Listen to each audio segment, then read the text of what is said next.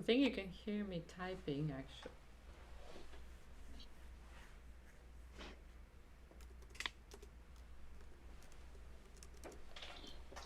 Well, Are we on? yeah. Yeah, Hey we're on. guys.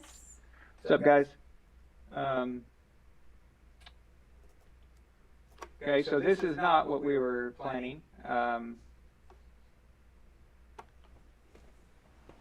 This is, I've calmed down a bit. You should have saw me 5 minutes ago. But I just don't understand, okay, what is going on. I've paid so much money. We have put so much money into all this new equipment, and I'm not even using it right now. Okay? I had to revert back to the entire old setup because none of the new stuff works. And I was assured by professionals, IT professionals and production professionals, that this new setup would be perfect. Everything was hooked up correctly. Everything was exactly to the specifications. Guys, I've got 20 years experience in recording studios, doing recording music. Including live shows. Live shows, live setups. And I've never seen anything like this. And my only conclusion is, my only conclusion could be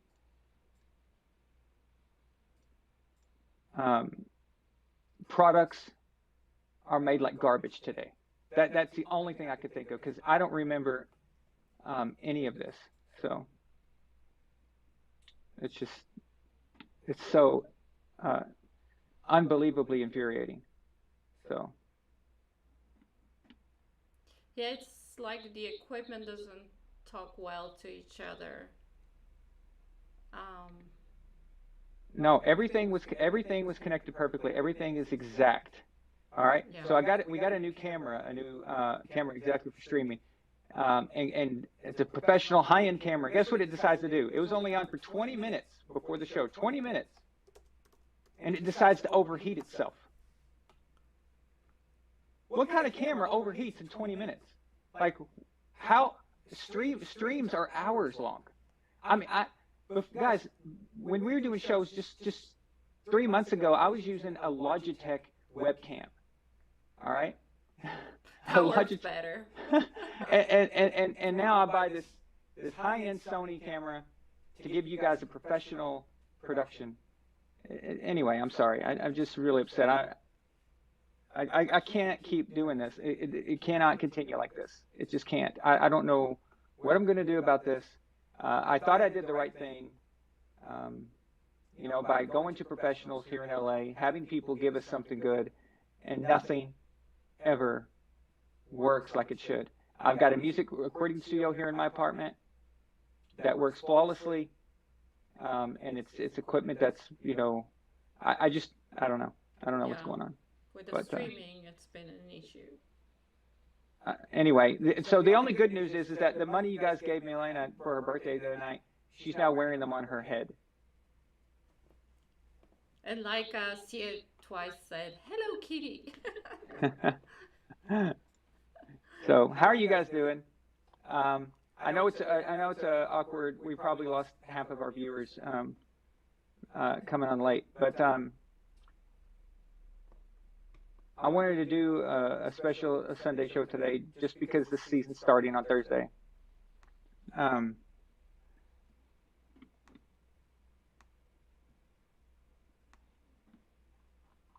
see here.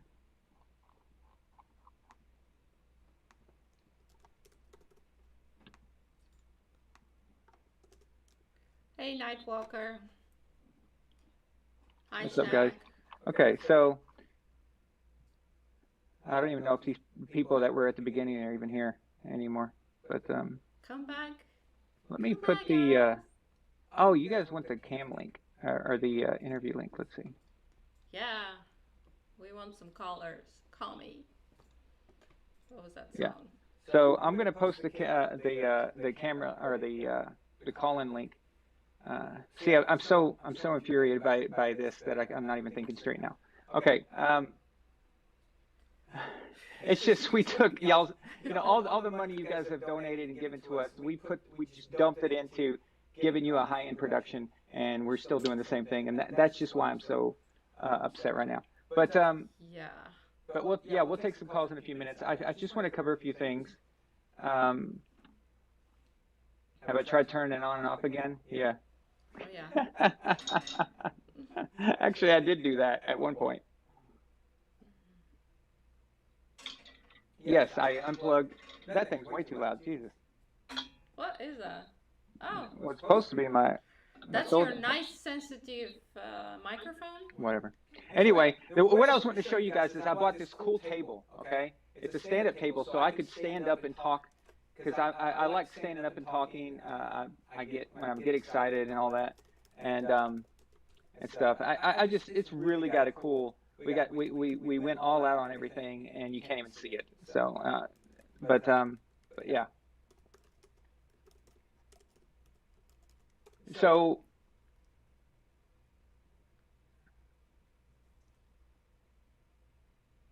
the first thing I want to say is I want to um, mention that this week or this last week has been full of Brady versus Belichick stuff, and I'm not sure why because that game is not for weeks. And I understand, you know, that they want to talk about that, and that's good. Um, that's good a subject matter to run with, and you almost have to. But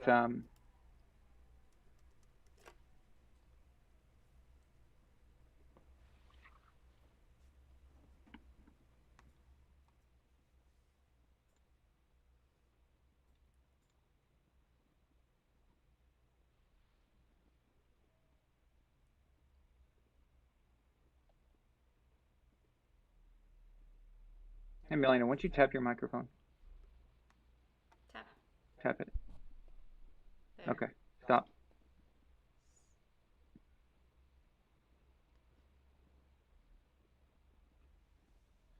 Yeah, okay.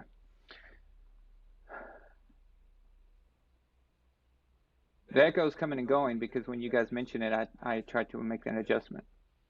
Again, we remedied this as well. I'm actually, but that didn't work. So this microphone ahead of me, it's a high-end microphone. It's not. I'm not even using it. I'm using the microphone on my headphones because that's decided to stop working. So the computer wouldn't read the microphone. It did right before we went live, and then right when I clicked live, it went down. Um, her microphone's working, but now I've got to use headphones, which means that this is not shielded by so the microphone up, you can't see it, but above my head is shielded by some foam. It's surrounded by some foam. That way, when I'm talking, it goes directly into that and not into Milena's. And Milena's got the same thing. But since I had to use the headphones, now we're dealing with this stupid ghetto piece of crap situation. So I I hear something like I don't know what that is. Like it's your microphone picking up me or vice versa because we're not using both of the regular mics because mine stopped working. every time you talk, I don't even know how to describe it. There's this thing, like a noise.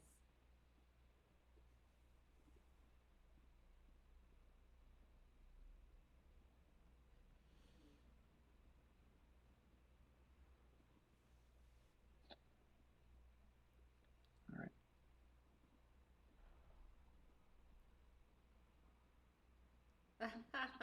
I like what Frank Ridley says. He says, "Try kicking it." Yeah.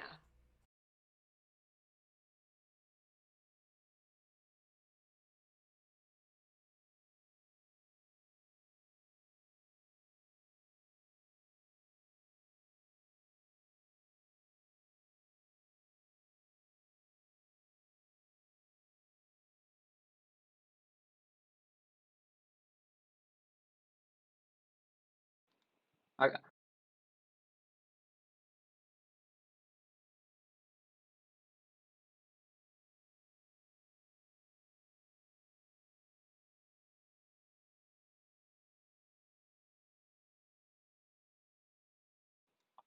All right, sorry about that. We just had to get some things figured out. So no, when I mute it, it's because we're trying to figure out some, how things are working. So all right. Um, so can you hear me? Okay. It's like a Hopefully. static thing that Okay. I hear, like when you speak only. I don't know why. But how how can you guys hear? Yeah, it's because when I'm talking, my voice is going in uh, through there. So, like I said, it's You know, not. like a static thing? Yeah, it's not. Okay. This happened right when I clicked the live button, so I have absolutely no way to fix this Okay. right now. So, okay, all right,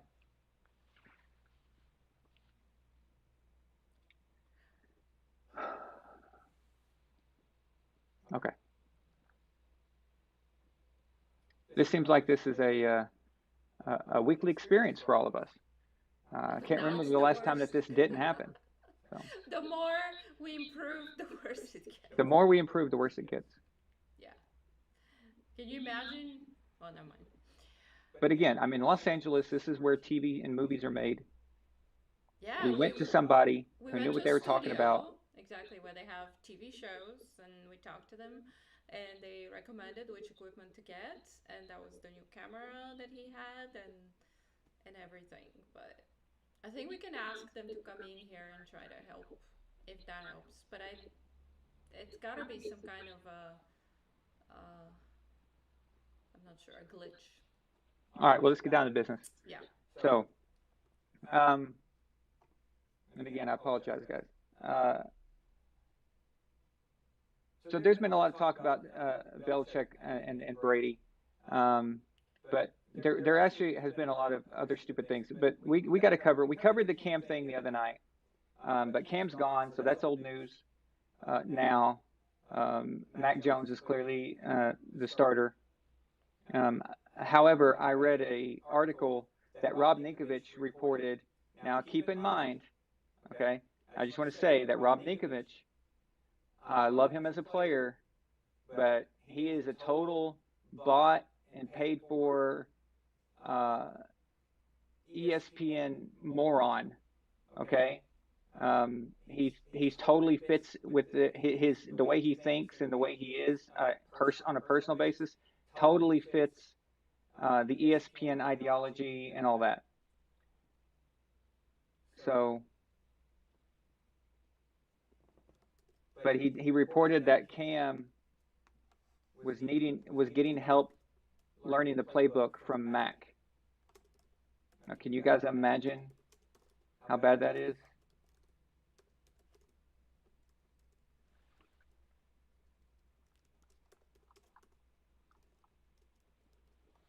Yeah. Uh, Thomas, if or why did I call you that? Dad, if you can't hear, but everybody else can hear me, that means it's on. Yeah, it's on your end. So,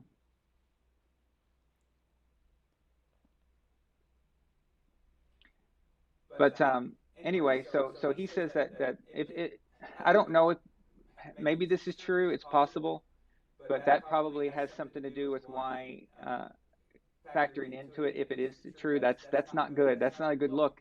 Um, but guys, Cam has never been one um, to seem like he's really going after that. This goes back to what we talked about on Wednesday night about the athleticism. When you've got athleticism, you tend to not improve the other elements of the game, which is the cerebral part of the game, the studying and the getting the playbook and all that. It could be another factor. Maybe Cam just can't do it. Okay, guys, playing quarterback like that for the Patriots is extremely difficult. So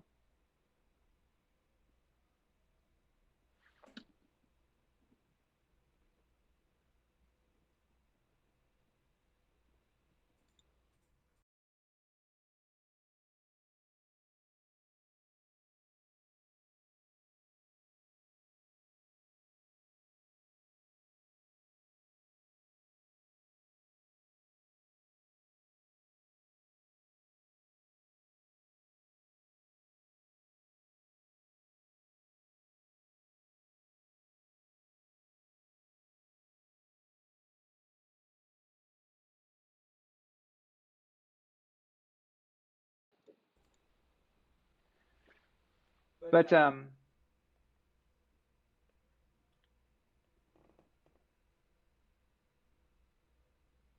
the Patriots playbook isn't for everyone. It's very difficult to learn. We've heard this, and we've only had a few guys who really mastered it. And the recent memory, Jimmy G, Jacoby Brissett, um,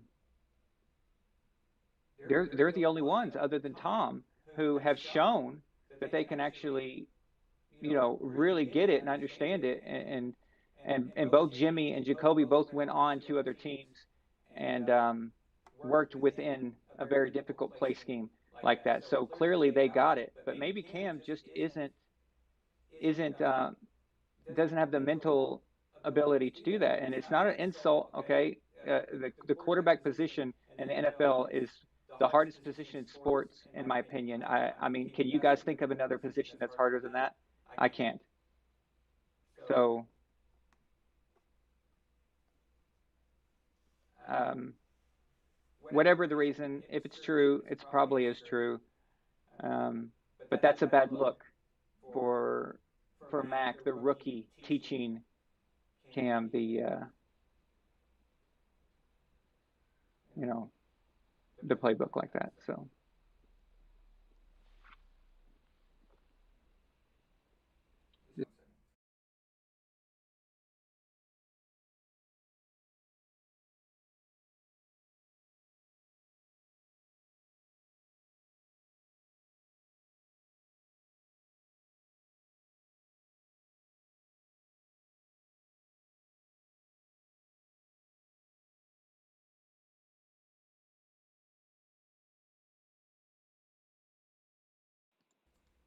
yeah, but I don't get it. I don't know why. I mean, that's the only thing I can think of because Cam was there last year.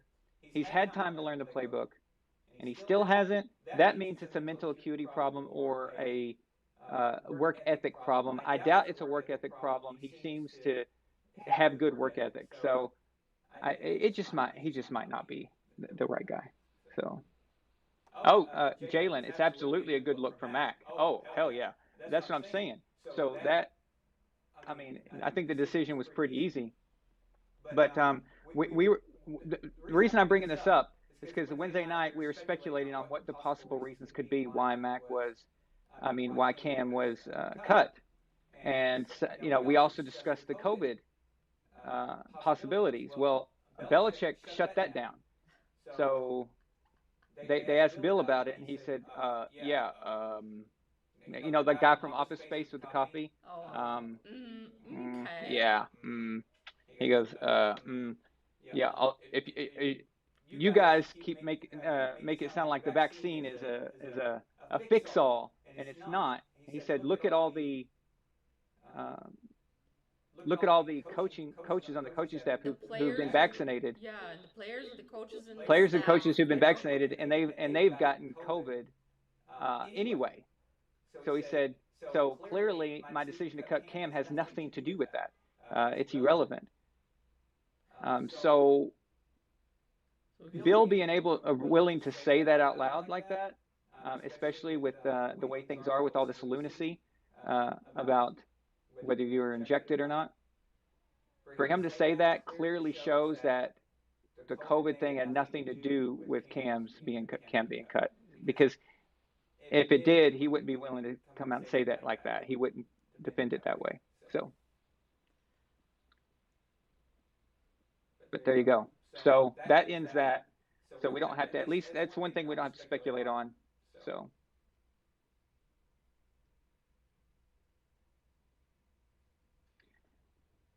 okay, Jalen, what Bill said was stupid. Really? So What part? if Bill said puppy dogs are cute, you would say that was stupid, or you would say he's wrong. Like whatever Bill says, I get it, But no, what Bill said was absolutely correct. He said there's no proven data at all that the vaccine is as effective. The point was is that he was trying to say that that is not a contributing factor to cutting Cam because even with the vaccine, Cam still could have gotten COVID. That's his point. That's the point he's trying to make. That's not stupid at all. That's actually very accurate. Yeah, he said, well, your implication that the vaccine solves all problems Yeah. is apparently not substantiated, and that is based on my practice and, you know, uh, all of the experience with the team and staff and coaches. So yeah, that was his. I mean, but just Bill cracks me up. He's so funny in these interviews. Today, I mean, when I was watching him earlier, I was really, really just laughing how he answers these questions. Um, you know, like when they ask him, was there a desire to, at any point, to keep Cam in the as a backup role? And his answer was like your typical, well, oh, and also they said it was it a difficult decision, and he's like, well, I'm not gonna rank them, all the factors that go into it, and then all of the of the stuff that we look into. It's just typical Bill. He just doesn't give Yeah. like he just doesn't care. One guy goes, what Coach Belichick, what do you think about how Mac is going to perform in the future? And Bill's like, I don't know. It's in the future, so I really don't know. Yeah, he's Of like, course. I don't know how anything will happen in the future. It will basically will that will be determined in the future. Quotes, like favorite quotes, really. I'm gonna use that next time at a job interview or something. I can't really see the future. It's like whatever happens Anyway, with the future will depend on the factors of the future, and we will know of that in some point in the future. Awesome, love it. you got to write down a lot of Bill isms and use Yeah, them actually. in life because he can say a lot of stuff without saying anything. It's just complete Yeah. nonsense. And like So, another question was like, so when did Mac earn your trust or his position? And he goes, well, a lot of factors were involved in this and that. Yeah. It's here's my, like no you know, answer at yeah. all. Lots of words. What went into the decision making of Mac Jones becoming the starter? Yeah. Well, some I Some got a. some factors and some I other. went and bought some hardware for my backyard, and Yeah. I was going to build a fence. And then it dawned on me. And they're Next like, question. Mac, like, Oh, we have a $5. James Johnson renders unto Caesar $5 and declares the sports media is trying to push a political narrative. It's clear that Cam was cut for football reasons and not COVID protocol violations. Well, they know that makes headlines, and that's what they don't go with investigate. Like even on Wednesday night, we had no answers on why Cam was cut.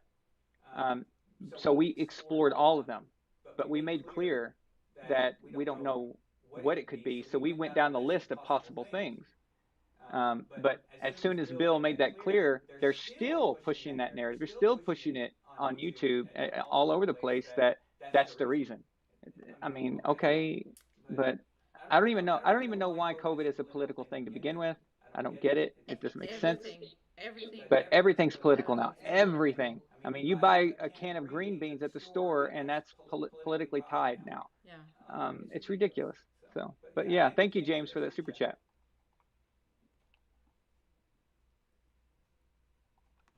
The Brady variant, Ava COVID 12. Yeah. It makes you pliable and get better with age. Yeah. So how do we get the Tom Brady variant? How do we achieve that? How do we achieve the Tom Brady variant? Everyone wants to get some of that variant in their bloodstream. But remember, Tom Brady is not the greatest. Exactly, Shaq. I just want to address something Shaq here said. He said the media framed it in a way that made BB anti-vax, but wasn't saying that at all. And that's the point. This vax, anti-vax. Well, why are we like labeling people as if they're subhuman or like different? I don't even understand. Bill's position is very clear. It's a personal thing. Right. People can do what they want, but these are the rules that we have to follow that line up with those events. And he's just saying that why would I cut Cam over COVID when we've got vaccinated coaches and players who've not been cut, and they've gotten COVID after they were vaccinated. So why would COVID have anything to do with Cam at all? Um, and they've got unvaccinated players also who got COVID. It's just that's what he's saying. So he's just basically trying to say, uh, get rid of that, get rid of that thinking. It had nothing to do with it. So Right. I agree. I now knowing what we know now about, well, if we think it's true that Mac was helping Cam, I think that's a bad look for him. And let's be honest, guys, Mac is showing a lot of the things that Tom showed when he was a rookie, which is taking the initiative and being determined and working hard and buckling down. Right. Mac is doing those things, and you could see it in training camp. The little video footage that we received and we were able to watch, you could see him talking constantly with all the coaches, and there was some kind of, like, even body language. You could see the coaches was really receptive towards him, and he carries himself differently. I I think it's pretty obvious why Cam was cut. So, but also Cam gets to find a new team if he wants, Right. or Cam can take the year off if he feels like, and he gets paid anyway because the we have to pay him. So either way, Cam's fine. Yeah. He'll be fine. Yeah, and like Bill said regarding Mac again, he goes, that Mac has a high level of productivity that, and he does things the way they want him to. These are Right. Bill's words. So he said, yes, he's young, but he's growing. He did say that. So he said there's a lot. It's been a process for them to decide, and it involves a lot of factors. And then he mumbled a lot of other things of that sort, but none of them uh, have anything to do with the vaccine or non-vaccination. Yeah. So Yeah.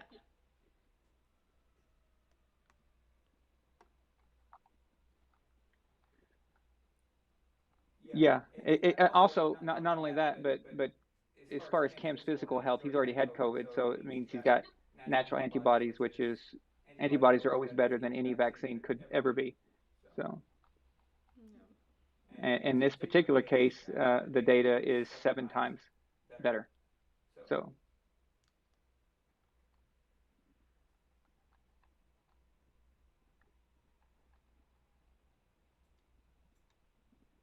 besides, the technology for this vaccine is not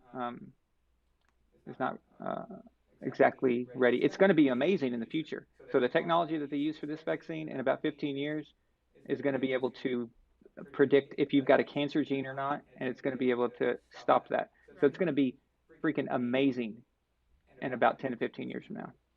So, um, okay. So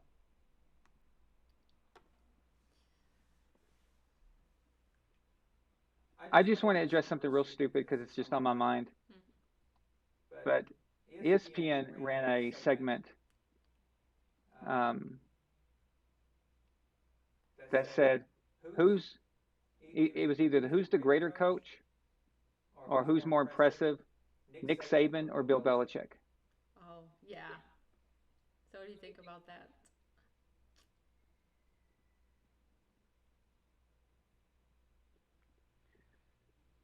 Well,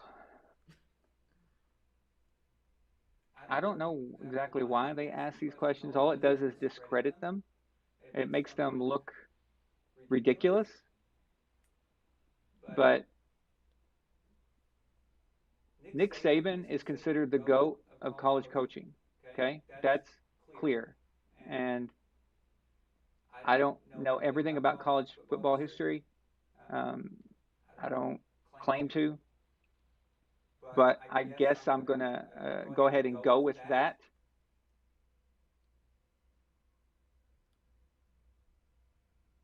Yeah. What's better, Um, college football or professional football? so let's work with this. Let's work with the idea that Nick Saban is the GOAT of college, right? Not only is he not Bill, Bill is considered the GOAT of head coaches in the NFL. Nick Saban, being the greatest college coach of all time, that doesn't even put him on footing with most of the NFL Hall of Fame coaches, much less Bill Belichick. This is how stupid this question is. Okay? Now, let's not forget that we're talking about football coach. Okay? Nick Saban, at the highest level, was the coach of the Miami Dolphins. Are people forgetting this? He was the coach of the Miami Dolphins, and they sucked. He was terrible.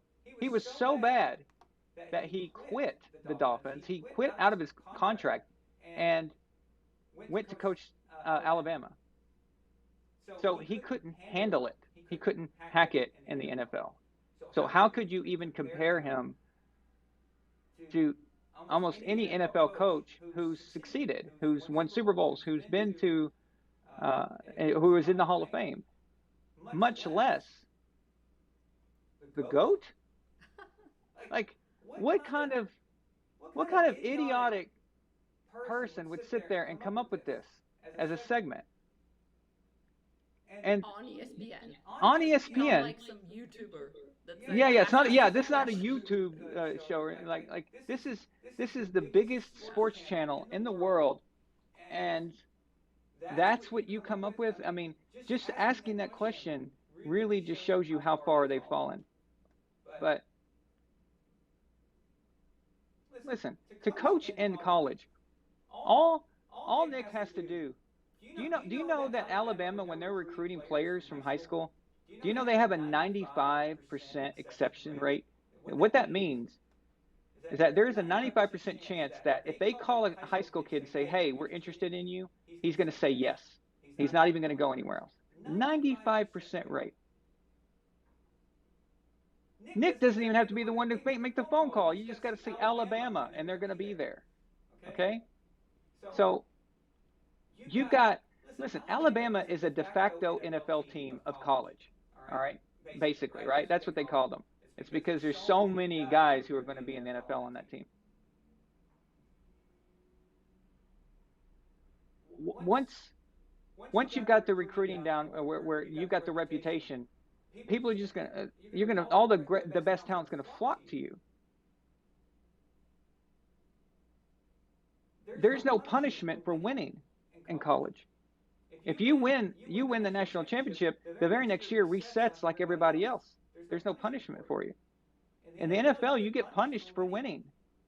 In the NFL, you get sent to number 32 in the draft when you win the Super Bowl.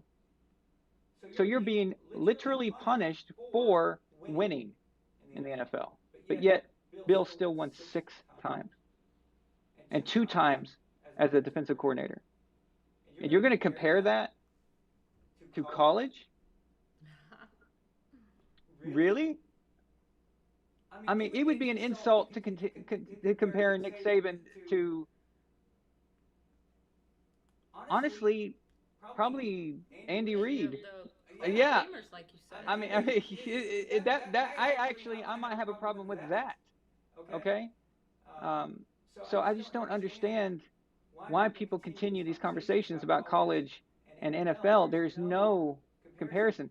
So, okay, how far down the rabbit hole do we go? Do we take the GOAT of high school coaches and say, how does he stack up to Nick Saban?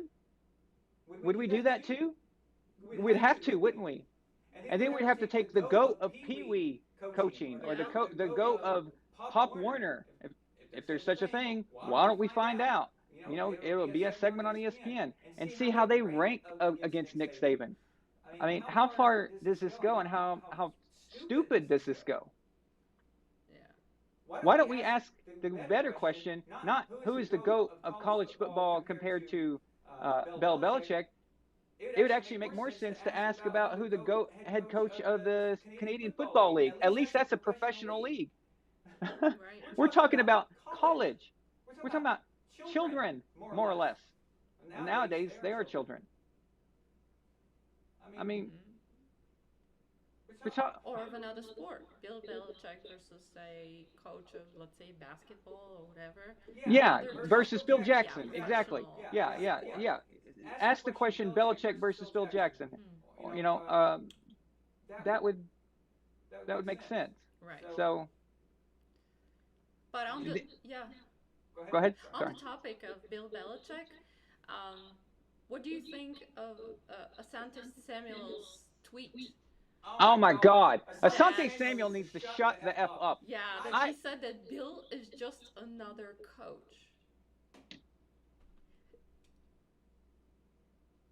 Asante Samuel is an idiot. So is Bill great or just another coach?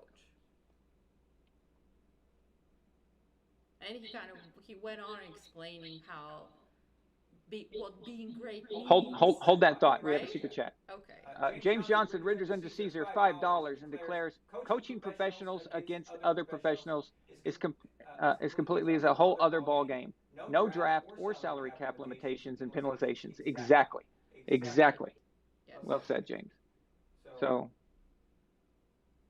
there's no comparison at all. I mean, and in college, you can just keep stacking it and stacking it and stacking it and stacking it and stacking it. I'm not saying that what Nick Saban has done is amazing um, for college. Okay, he does a good job clearly.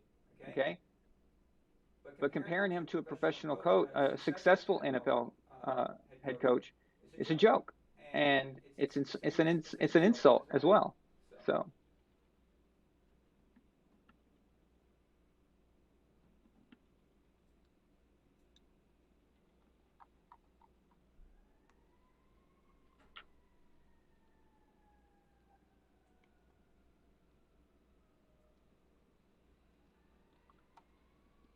Um,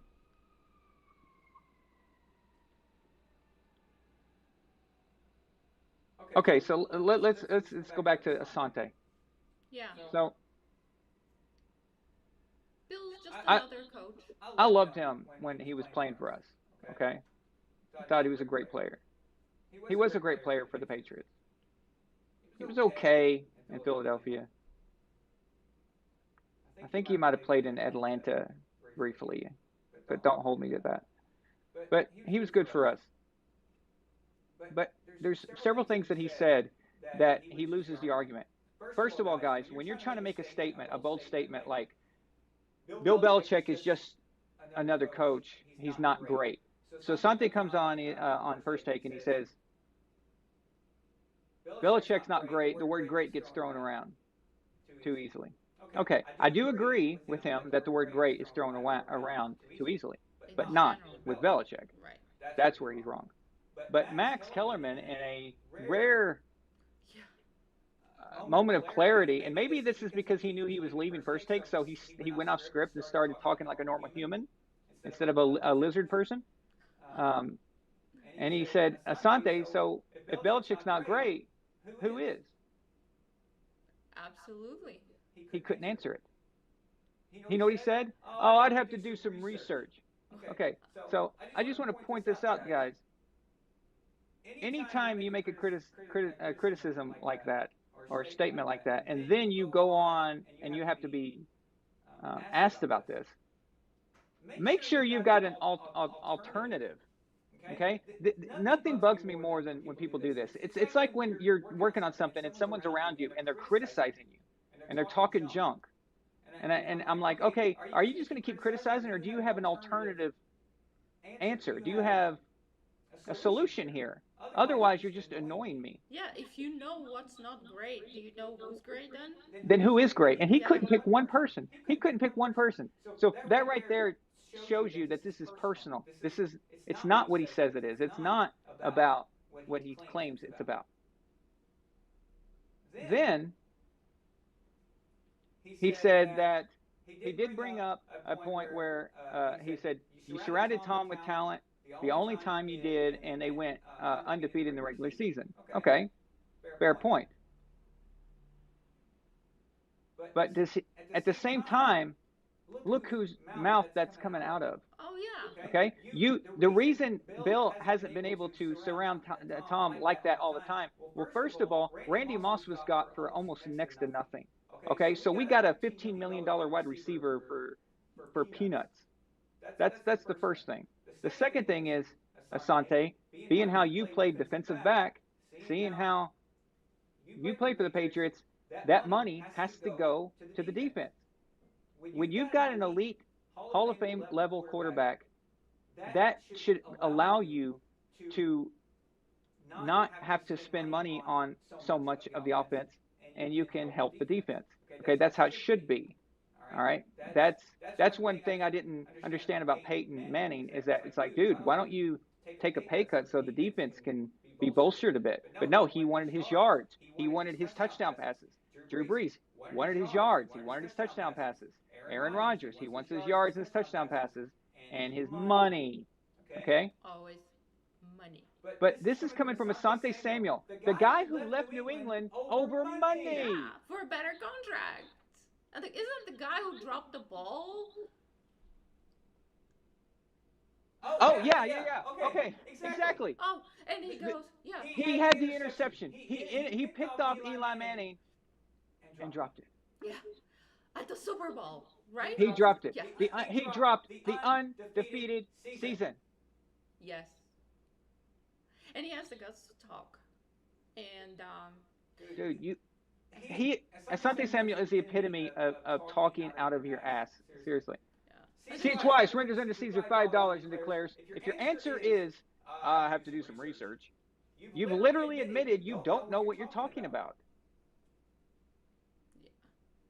Okay? Listen, I can respect someone getting on TV and saying, okay, I think Bill Belichick isn't as great as everyone thinks. Fine. All right, whatever. That's your deal, okay? I would call you insane, but whatever, you're welcome to say that. But at least back it up, okay? At least give us an alternative. Right. Now, I will present Asante Samuel with an alternative. Based on the things that he was describing, okay? Because he used Tom Brady against Bill, and, okay, fair point. Belichick did have the greatest quarterback of all time, but Brady had the greatest coach of all time. So that's where I think it kind of works together. But fine. What he's describing, then he must think that Joe Gibbs is the greatest head coach of all time, based on what Asante was saying. But Asante couldn't even come up with that because he probably doesn't even know anything about Joe Gibbs. All right. So this is why he needs to shut up. This is why he needs to shut up. It's just, Yeah. no. He. The reason you have to go, okay, anytime someone uses this argument, Milena, anytime someone uses the argument against a head coach because they had so-and-so quarterback, that's every coach except for Joe Gibbs. Right. So anytime you make that argument, then you're basically arguing for Joe Gibbs. That's what you're doing. So I mean, they made each other great, and it was a process to use Bill Belichick's words. And yes, it is a question now. I mean, how would Bill turn the Patriots or Mac into another great player who has a great potential so far and is performing the way they want him to? But it is a process. So.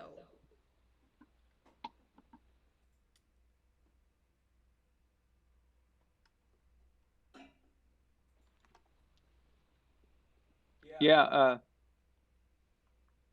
Bill Parcells won two with two different quarterbacks.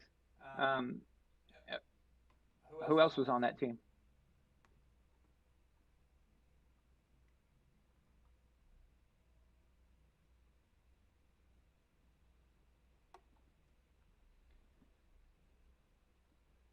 And that reason is why Parcells is in the Hall of Fame. That's why they put him in the Hall of Fame because Phil Simms was a pretty good quarterback. Jeff Hostetler was a journeyman guy. But that in itself is why Parcells got in, and it's because of that. So he gets his props for that. But when we're talking, I'm talking greatest of all time. You'd have to say Belichick and Walsh and Lombardi and Paul Brown, guys like that. These are all multiple championship winning head coaches, but you got to throw Joe Gibbs in there if you're making that argument because he won three with three random quarterbacks. Well, Theismann's not random, I guess, but still three. But again, another thing that sets Belichick apart, though, is that all these coaches we talk about, didn't have to didn't have to deal with free agency. So that is something that people need to understand.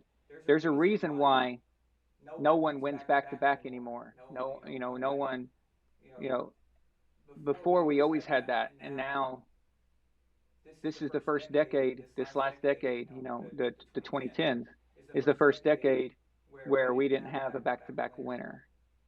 So it's just too hard. So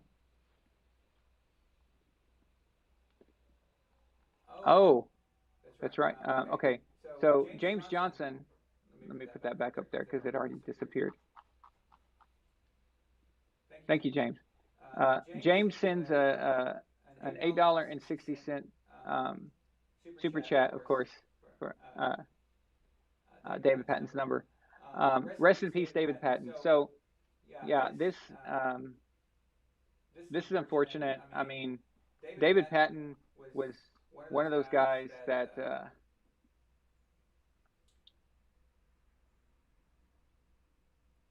he was extremely important to the Patriots. Um, I've always say the winning Super Bowl 36, the first one, was so insane, but we don't win that game without David Patton. He made that the only touchdown in the game for the Patriots was caught by David Patton where he readjusted himself. So Tom threw a corner end zone um, throw that I think either David thought was going to in cut or Tom was supposed to do that and then threw it out. But either way, David made this crazy adjustment where he comes back, you know, off his back, spins around, readjusts, and makes the perfect catch. But that's not the only thing that people forget that on Tom's game-winning drive, David made a big play as well. That led to Adam Vinatieri's field goal. So, um, so David Patton, he won 3 Super Bowls with us. But guys, stay off motorcycles, man. I mean, please. I use this this headline of David. I sent it to my brother Stephen, who has a motorcycle, and I've been trying to get him to get rid of his motorcycle for the longest time. He's got kids, and it's just Yeah, I know two people, um, young guys who one of them died. My one of my girlfriend's boyfriend who died on a motorcycle crash, and the other one had to have a complete plastic surgery of a totally different face now and everything from another motorcycle crash. So rest in peace. And it, it's just as much as it looks cool, I think that it's so dangerous, because it's not just how good you ride a bike yourself. It's not about you. It's about other things out there. It could be another vehicle, a truck. It could be a piece of some kind of debris on the road. So I'm always, having experienced that, and having, a girlfriend cry on my shoulders for months because she lost her loved one. Because of it, I'm always like, telling guys, you're cool, but just take a picture with a motorcycle, take it for a little ride, but you don't need to be doing this. It's not worth it. Especially in the case of Aaron's brother, who has like how many children already? Lots of children. Um, so, Steven, if you're watching, get off the bike. so. Yeah. Guys, there's above 20 miles an hour. There's no such thing as a small wreck on a motorcycle. You could get in a multi-car accident on a motorcycle, and everybody else is fine in the cars, but you're going to die or your body's going to be shattered. You can't make a mistake. And another thing that I get from motorcycle people is that they say, well, that guy died on the motorcycle because he was being stupid or something. No.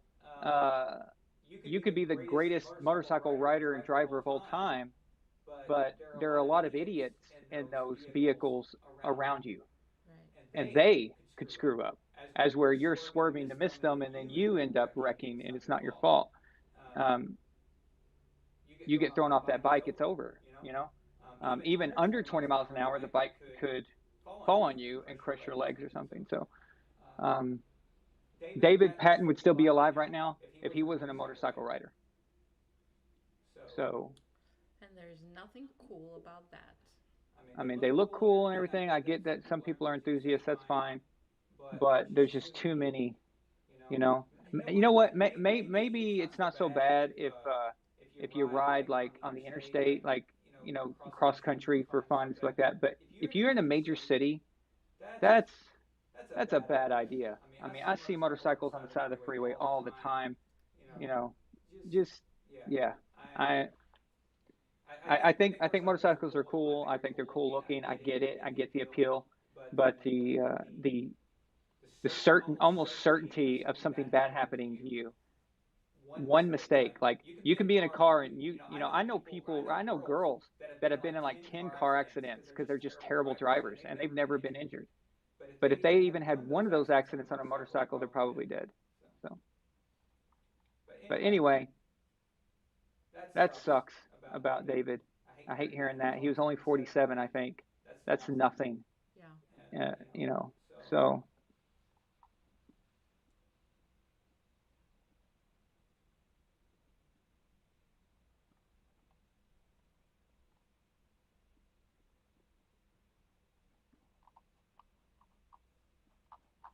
not only that, you guys know who else died? Do you guys remember the episode of the Brady Head saga where I talked about Brady's toughness and I showed how you could hit legally and it still be a ferocious hit? And I showed Keith McCants of the Tampa Bay Buccaneers sacking Dan Marino. Well, in that video, I talked to Keith and he gave me permission to use that video clip. That's where I got it. I got that from him because it was like really, it was better quality than anything you could find. Because it's just a regular season game. So it was hard to find that from 98. I think it's from 98 or 97. So he gave me that clip. Really cool dude. But yeah, he was found dead. Um, and I think it was drug related or alcohol related or something. But that really sucks because I seriously was going to contact Keith um, eventually, somewhere down the line when we're more able to do interviews again. But I always had him in my mind to talk to because he was so cool about letting me have that video. So or getting, just interacting with me or whatever. But yeah, he's dead too. It's like, damn,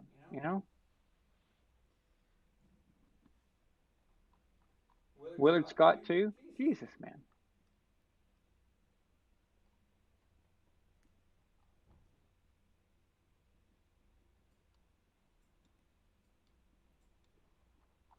So the other night, me and Milena were watching the Tampa Bay Buccaneers interviewing Tom Gronk, Levante David, and Mike Evans. And Tom started talking about the first thing he started talking about with regarding the rules was how he doesn't think that players you should go after the players' knees, offensive players' knees. He's saying the wide receivers are the only ones that aren't protected at their knees, which is a great point. But it's just funny because right when he said that, I looked over at Milan and I said, that's true. But another thing they also need to worry about is the defense also gets in too much trouble Oh, yeah. because offensive players are stupid and they run the wrong routes or don't know where they're supposed to be, or the quarterback is stupid and sends his guy into a terrible area to get lit up, and then the defense gets blamed or something. I hate that. I said that what 20 seconds, Before, right? yeah. 20 seconds before Tom went on that exact Yeah, rant. Tom went on that rant. And then Eric goes like, see? That's what I've been saying. I'm like, yeah, As you're soon as Tom right. started talking, I turned around, I looked at it, I was like, wow. Yeah. Wow. Like, I didn't It's even like you imagine it. really know this guy, how he thinks. I just, That just, dude, that tells you, man. I mean, It totally made sense that it makes sense. how Yeah. important, we've had these discussions a lot about what makes a good quarterback, and that makes a good quarterback. Not considering thinking about where to actually send your players and not sending them in the those bad situations, those dangerous situations. Hmm. And then the opposite team's defense gets punished a lot of times for the mistakes of the quarterback, you know, which is also stupid, but Yeah. And also happens. Yeah, you see, Levante David was like, he was like, hell yeah. yeah, yeah. It was a very interesting interview. I had fun. Did you guys watch it?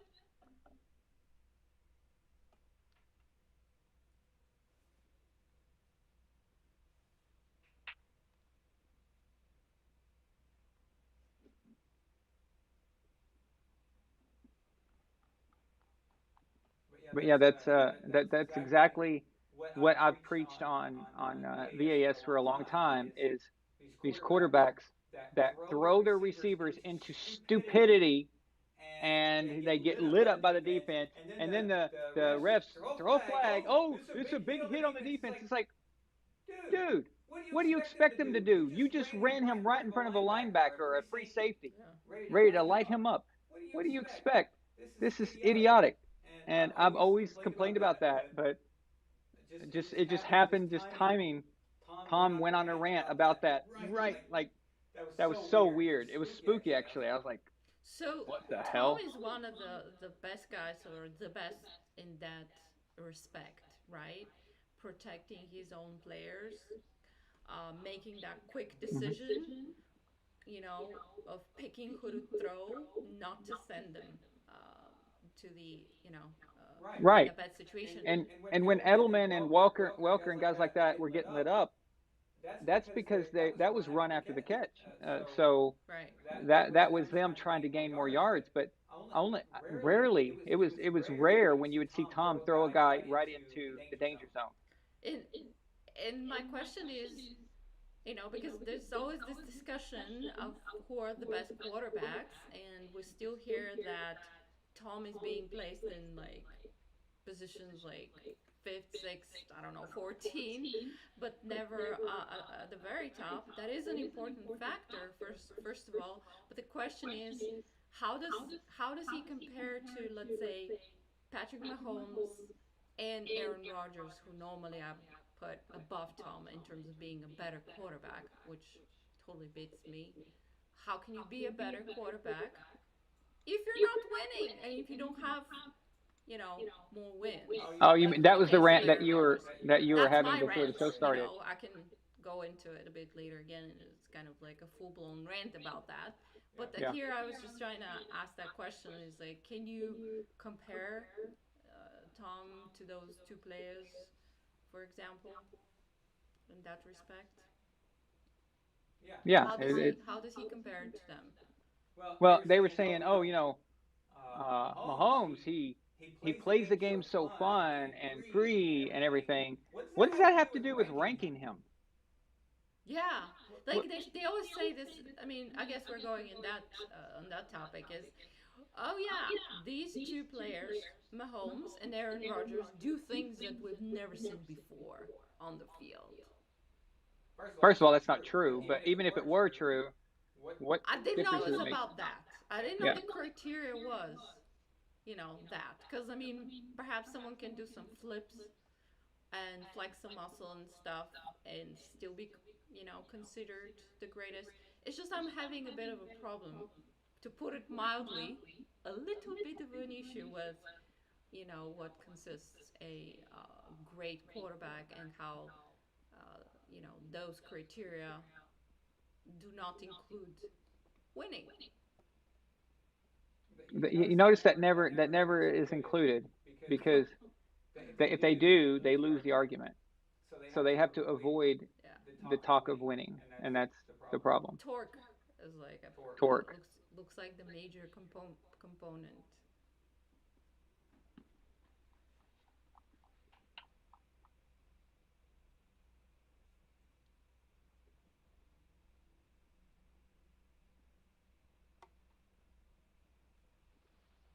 No, actually, Tom, exactly what should be. Tom was trying to say that, listen, I've been watching Tom for 20 years. Okay, he does not get his guys killed. Um, like it happens to every quarterback. Okay, this is football. You're gonna make some bad decisions. Just like you throw a pick, you made a bad read, you made a bad decision. You're gonna throw a guy right into the danger zone. That's how it works. But Tom does it less than most, and that's the point here. But he was trying to say that the defense is getting blamed for offense's stupidity, Right. and he says now because, and this is so good how he said this. He said the game is not at a high level as it was a few years ago because in that aspect alone only because guys are not forced to learn their craft as well anymore because they're so protected. And it used to be if you led your guy into the line of fire, he was going to get killed or the quarterback was going to be destroyed for it. And now it's this is why we got guys throwing for crazy amounts of yards and everybody can do it because it's just it's too easy now as versus back then. And Tom's trying to say, hey, the defense can't even do what they do, in that aspect. And that's so. If anything, Tom is trying to make it more difficult for himself and for the league, and that's what he's saying. It's not. I don't understand how people flip that, but they do. That's what they do. So Yeah, you know, they do. I mean, if you listen to the media, they're going to tell you that uh, this Afghanistan thing was a complete success. Yes, a win. We gotta It was only the worst military disaster in American history. right. But they'll tell you it was a complete success. Just like ESPN will tell you that, oh, Tom was trying to actually make the game easier because he exploited it back then and blah blah blah. Just like Bill Belichick doesn't believe in vaccinations, and it's there you go. So that's what they do. Well, they do that for people they don't like. That's for sure. Or for just some talking points. We have a $5 super chat from James Johnson tearing it up tonight. Thank you, James. He says, "Do you think Gronk was part of the reason Tom mentioned about the knees and legs being protected? Maybe Gronk stays healthier." Absolutely, absolutely. I immediately thought of Gronk when he said that, um, and I actually thought Gronk was going to be the one to say, um, yeah, I would rather be hit above and up high than low, because Gronk had said that in the past. So, but Mike Evans actually said it for him. So there you go. You know.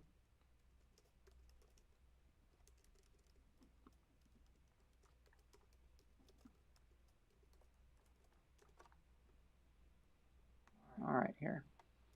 So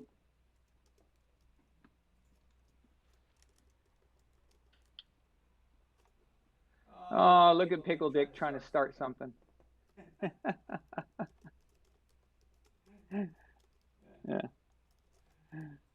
Yeah, let's not even go there. Yeah, you don't want to Let's just go there with me. let's just I not go will there, please. absolutely Yeah, it's just so knock that one out of the stupid. park, dude. Yeah, You don't want to do yeah. that one. Don't go there. That's just stupid.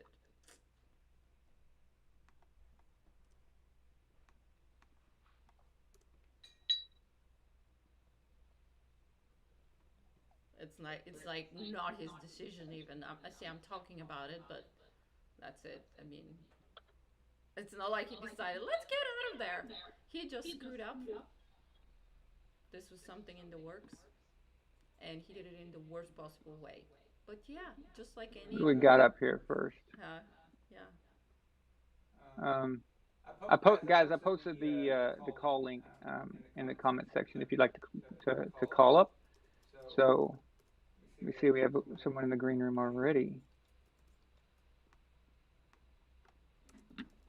Hang on just a second, my friend.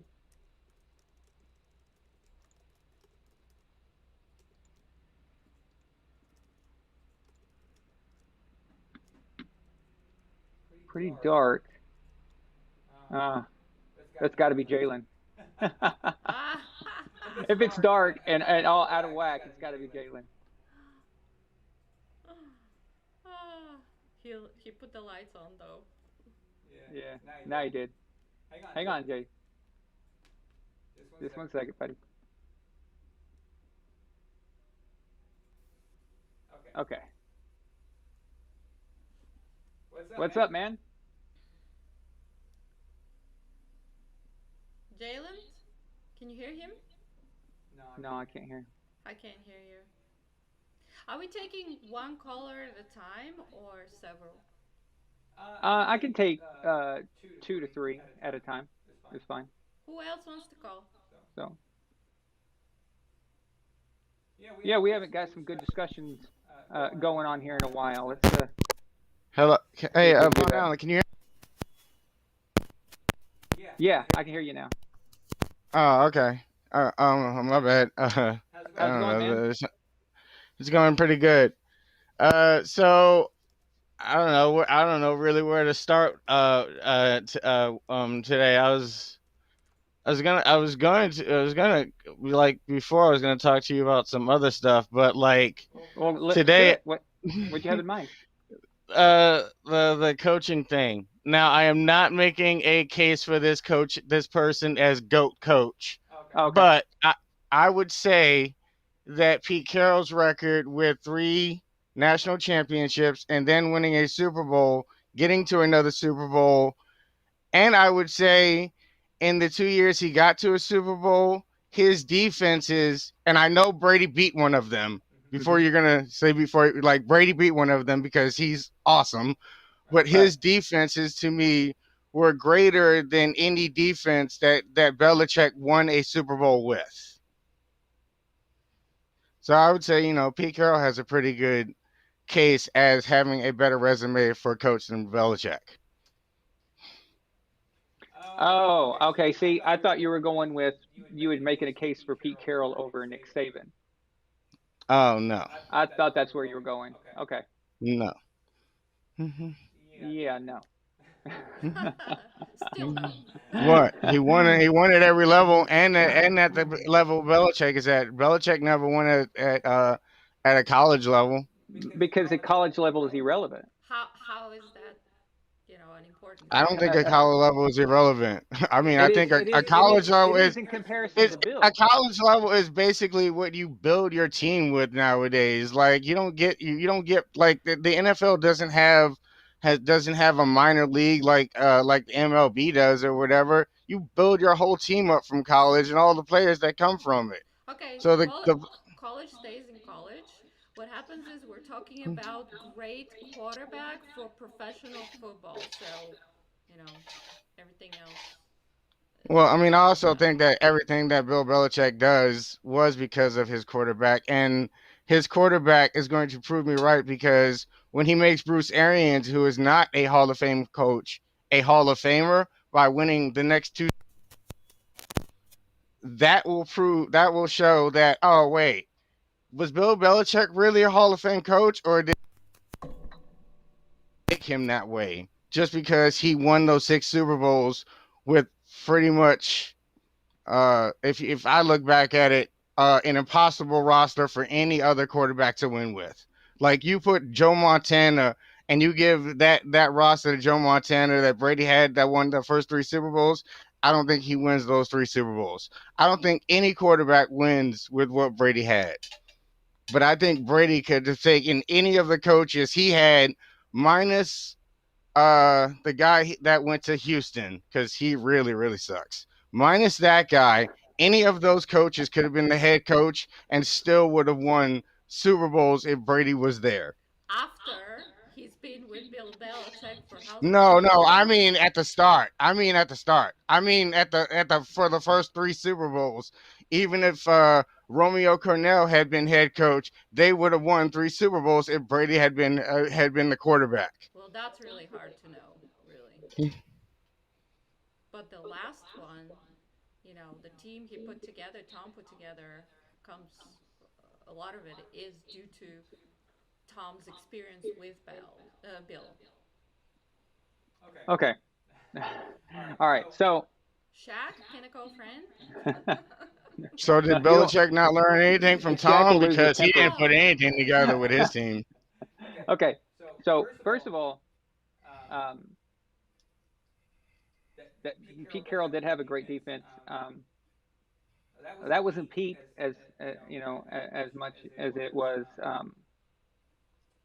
what's his face, uh, who was the D coordinator. He was the Falcons head coach. What's his name? Dan Quinn. Thank you, Dan Quinn. So, um, oh, there we go.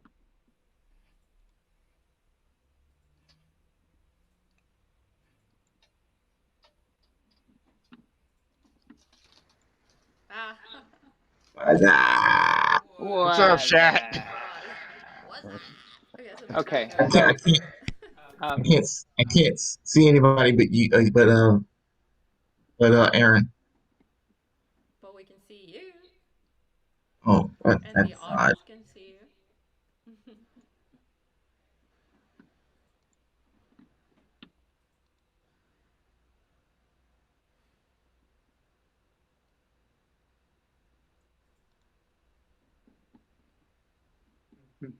okay. Um,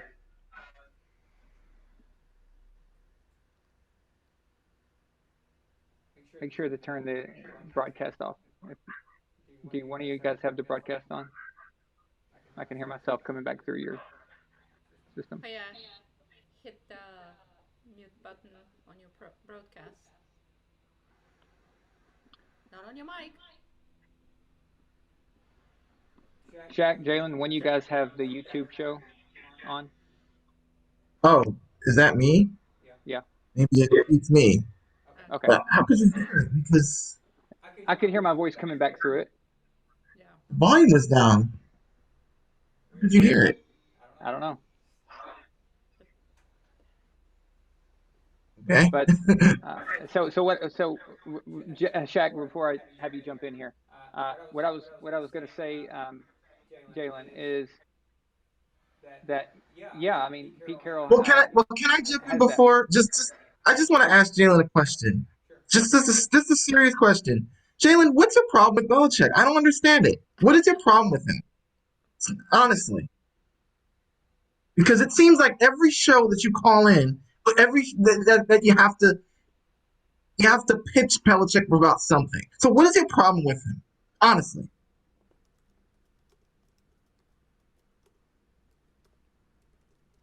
Hello? Can you hear me?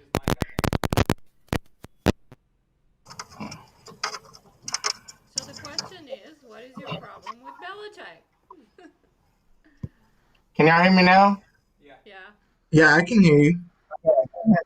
Okay. You seem to have a problem with Belichick, is what My you mean to problem say. with my problem is pretty much I really do think there's a hierarchy between Brady and Belichick and who is more responsible. And I think Belichick gets too much credit as a head coach and a GM. The only part that I give him credit for is being a good defensive coordinator. As a GM, I think he's one of the worst GMs ever. Like besides drafting Brady, he misses on a lot of his picks and things in the draft or whatever. And also as a defensive coordinator, he may have been the greatest, but I believe the head coach that was with him was the greatest. Was the maybe not? Yeah, was one of the greatest head coach GMs because to me, like the roster that Giants had and that was picked that he got to work with as a coach, and then the roster that the Patriots had was picked by the same person. When he got to the Patriots, Bill Belichick did not pick Teddy Bruschi and Willie McGinnis and all those other people that were on that defense or whatever. He only got lucky with one person. My name's not spelled right, but whatever. um, he only got lucky with picking Tom Brady as like as a 6th round draft pick. What Shaq is But asking is, it sounds like it's personal with you. So Yeah. what's the deal? it's personal because I take it personal when I take it like an insult when people say it's 50-50 between him and Bill. But what I does it think matter? But I just want to know I, what does it matter? There's no such thing as individual because does it really matter? I mean, yeah, it's good for a sports argument. I get it. The sports argument yes, is great. Yeah, versus yes, but because in the grand scheme of things, it doesn't matter. It doesn't matter who gets credit, whether it's because Brady or Belichick. It because doesn't matter it because deteriorates because from Brady's GOAT both of them. argument. Hold on, Jalen. I'm giving you a chance to I'm giving you a chance to It spout your nonsense. deteriorates from Let me it respond. Let me deteriorates respond. Let me it, would- it respond. deter- Let me respond. Let me okay, go respond. ahead. Okay, Let me respond. I will go ahead. It seems as though what okay, the sports argument I get because I get you have to have who's better, who's this because obviously those sports arguments go way back to who's Jordan and Larry Bird and all this. I get it. I get those Right. arguments. But what I don't understand is does it really matter who gets credit? Because and then what you fail to mention is when Belichick took over the Patriots, yes, they went 5-11. But and yes, that wasn't his team that he took over. That was Pete Carroll's team. But the team that he took over, they they they were 5-5 in 2001. So a lot of people who say, "Oh, Brady was this amazing player," he wasn't amazing. He wasn't Tom Brady in capital letters in 2001, and that's not a slight to Brady at all. That's a testament to both of them how great they were together because they were all See, 500 together. And the okay, player, hold on, I'm not finished. okay. And the players that Belichick have picked, some have been hits and some have been misses. But are you mean to tell me that a player like Gronk, who Belichick picked, did he luck into that player? But then you're going to say the players that he picked up from free agency is also luck? You can't have it both ways. He's So a when you're very making lucky this type of an man. argument, you can't just say, oh, well, he lucked into Gronk, he lucked into Brady, he lucked into this, he lucked into that. But did he luck Well, he into did Richard luck Seymour? into Brady. That Did he was a luck into 6th round Ty pick. I Warren? mean, like Did he no luck one was expecting him to be the Vince greatest quarterback Wilfork? ever. Did he luck into Gerard Mayo? Did he luck into Nate Solder, who got $100 million contract from the Giants? Did he luck into Matt Jones? Everybody's saying that he lucked into that, but why didn't anybody else pick them? So the argument is lacking when you make a suggestion to say that he's lucky, but then what about other GMs who picked Ray Lewis? Ray Lewis wasn't even the Ravens pick. It was when they moved to the when they moved from Cleveland to Baltimore. That's when they were able to make that pick. So that's part of Belichick's legacy too, in case you don't know. So that's all I'll say. Yeah, All I'll say that, is and by the you way, have to but that's if you're not a gonna good say credit, argument for you have to Belichick. show He had one winning season with that team, and before that, that team had like nothing but going to AFC Championship games, except for like and one they year beat when they Parcells' Patriots, by the way. yeah. They But beat Parcells' like Patriots. the team that Bill Belichick took over was an AFC like Super Bowl type contending team, and he made them a team that only made the playoff once. So yeah, that argument is a really I'm shitty really one for tired of me. people who insert the Cleveland games as part of his record without Tom Brady. When he went to Cleveland, he inherited a terrible Cleveland team. They No, were no, no, old, no. they That were team, blowing I their just said that contracts, they team needed to had. be Look at the dumped. team record before The he Browns got doubled there. their number of wins in his first year as head coach. The following Uh, year, they were doomed with injuries. They had to start three quarterbacks that year, and they still managed to increase their win total that year. And then can in I, Belichick's third season with Cleveland, he had Bernie Kosar left, and he replaced him with who? Vinny Testaverde. And then Testaverde gets injured, and he gets Kosar back. But then Cleveland's record was the same as it was the last year, one win below 500. And then the next year, the Browns improved again, and they won four more games in the previous season. They made the postseason. They won their first playoff game in 5 years. And up until last year, 2020, they hadn't won a playoff game in the 20 years since that game. And they beat Parcells' Patriots. And then the next season, they started out 3-1. Their only loss in week one was at Foxborough by 3 points. And at the time, the Browns were looking at as one of the best teams in football. So, and then Art Modell decides to move the team and move it to Baltimore, and then chaos ensues, and then they go 5-11. That's I how it happened. actually, Chat. I The last have the last Cleveland I the have last season. The Browns, what the Browns did before, for the 5 years. The last Cleveland season doesn't count.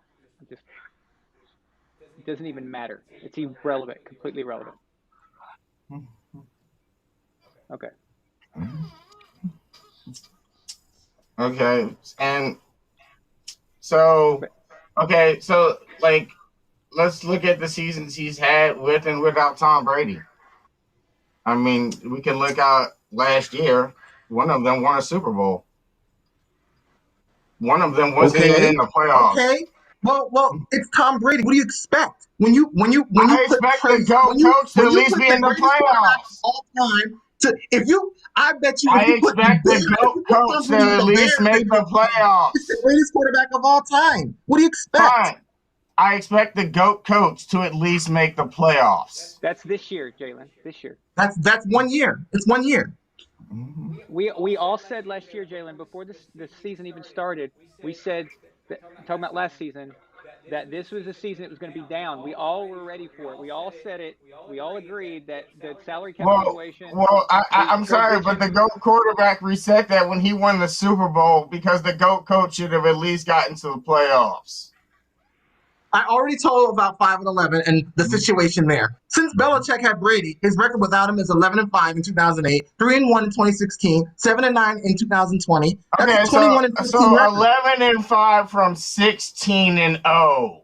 So with Brady, they were Yes, perfect. because when you lose the greatest quarterback of all time and you replace him with somebody who started 4 games, Hey, who hasn't started a game, let's flip that of course you're season. going to Let's say lose 4 games Belichick out would of have that. had What some do you kind of expect? stroke or something and was out for the season, and they had to get an interim head coach or Of something course like you're going to Josh lose four McDaniel. games How from many do you think they replacing would the have greatest lost quarterback 11 of all games? And I time still to think they Matt would have Castle. won Of like course. I don't know 15. Yeah, but also, who else did the Patriots lose besides Tom Brady? Dante Hightower. Well, So, yeah, I mean, right. Oh, you're talking about this year. Yeah, yeah. But he's talking about 2008 when they went 11-5. But it was Matt Castle who hadn't started a game. He started preseason games. So of course you're gonna be lose less. So And by let's the flip way, it. Let's say if it wasn't for Belichick the was out for Chargers, that year and remember the Brady actually was everybody keeps healthy saying, for that "Oh, year. I the still think they Patriots didn't would make have the won playoffs more that than year." 11 games. The Chargers made the playoffs at 8-8. So it was just a weird, freaky year. Yeah, they didn't make the playoffs, but the Chargers won the division at 8-8. So they could have very Well, well made the playoffs if they won one Belichick more and game. Brady are the king of saying excuses. Like you didn't make the playoffs. You didn't make the playoffs. no, Like because it, you no don't. excuses as to why and circumstances to why. Belichick is the It's not an first to say excuse, it's facts. it's You still yeah. can take it as an excuse if you want, but they're facts. Yes, facts used as arguments to prove a point. Well, It's not an my excuse. my fact is, if you reverse it, I still think Brady gets enough wins without Belichick to make the playoffs. Okay. Isn't it fair just to say let's see what happens this year? Yeah, Bill cannot go on the field and play. He needs to build Okay. around the quarterback. He needs to. And again, I don't see what this argument has anything to do with him and what he's done in with Brady. Well, I it think doesn't. that It doesn't. this entire argument is a media created My entire tool to argument is that keep people Belichick has together. done everything he The has done because of Brady, and Brady could do He everything knows he that. has done with Don't you think anyone he knows else. that? He knows that.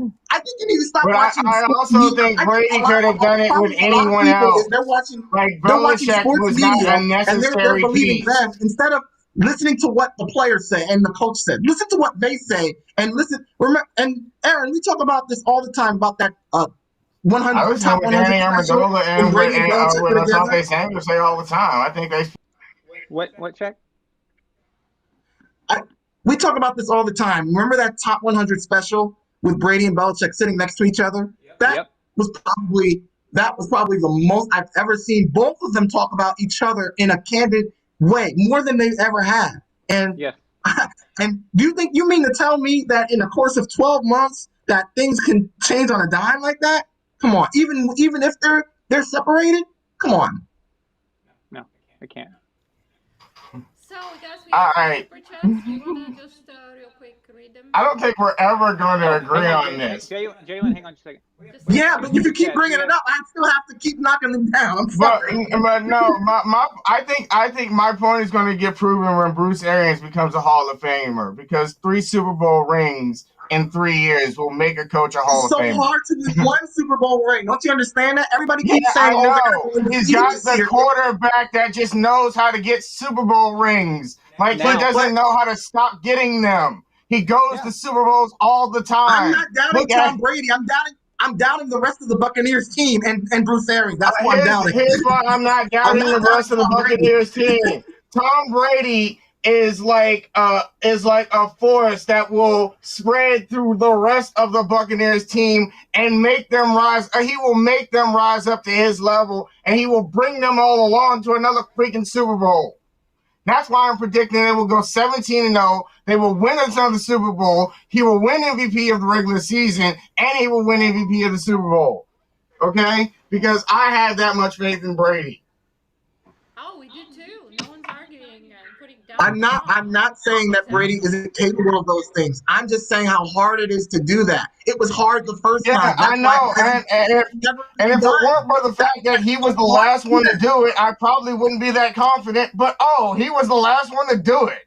Wait, He was Jalen. the last one Yeah. to repeat, and that was 17 years ago. The last time a champion repeated as champion. So it's that hard for them to do it. It's hard for him to do that. So it's easy to say those things, but it's just so difficult when you're the champion, when you have the target on your back, when you have everybody's best effort, and even teams who suck are going to give you their best effort because that's the Super Bowl champion, and so right. they're going to have defensive coordinators putting all their best efforts to stop you. And again, I'm not saying that Brady isn't capable of doing that because there will never be a time where I doubt Tom Brady because if you doubt Tom Brady, then you're a fool because he will always prove you wrong.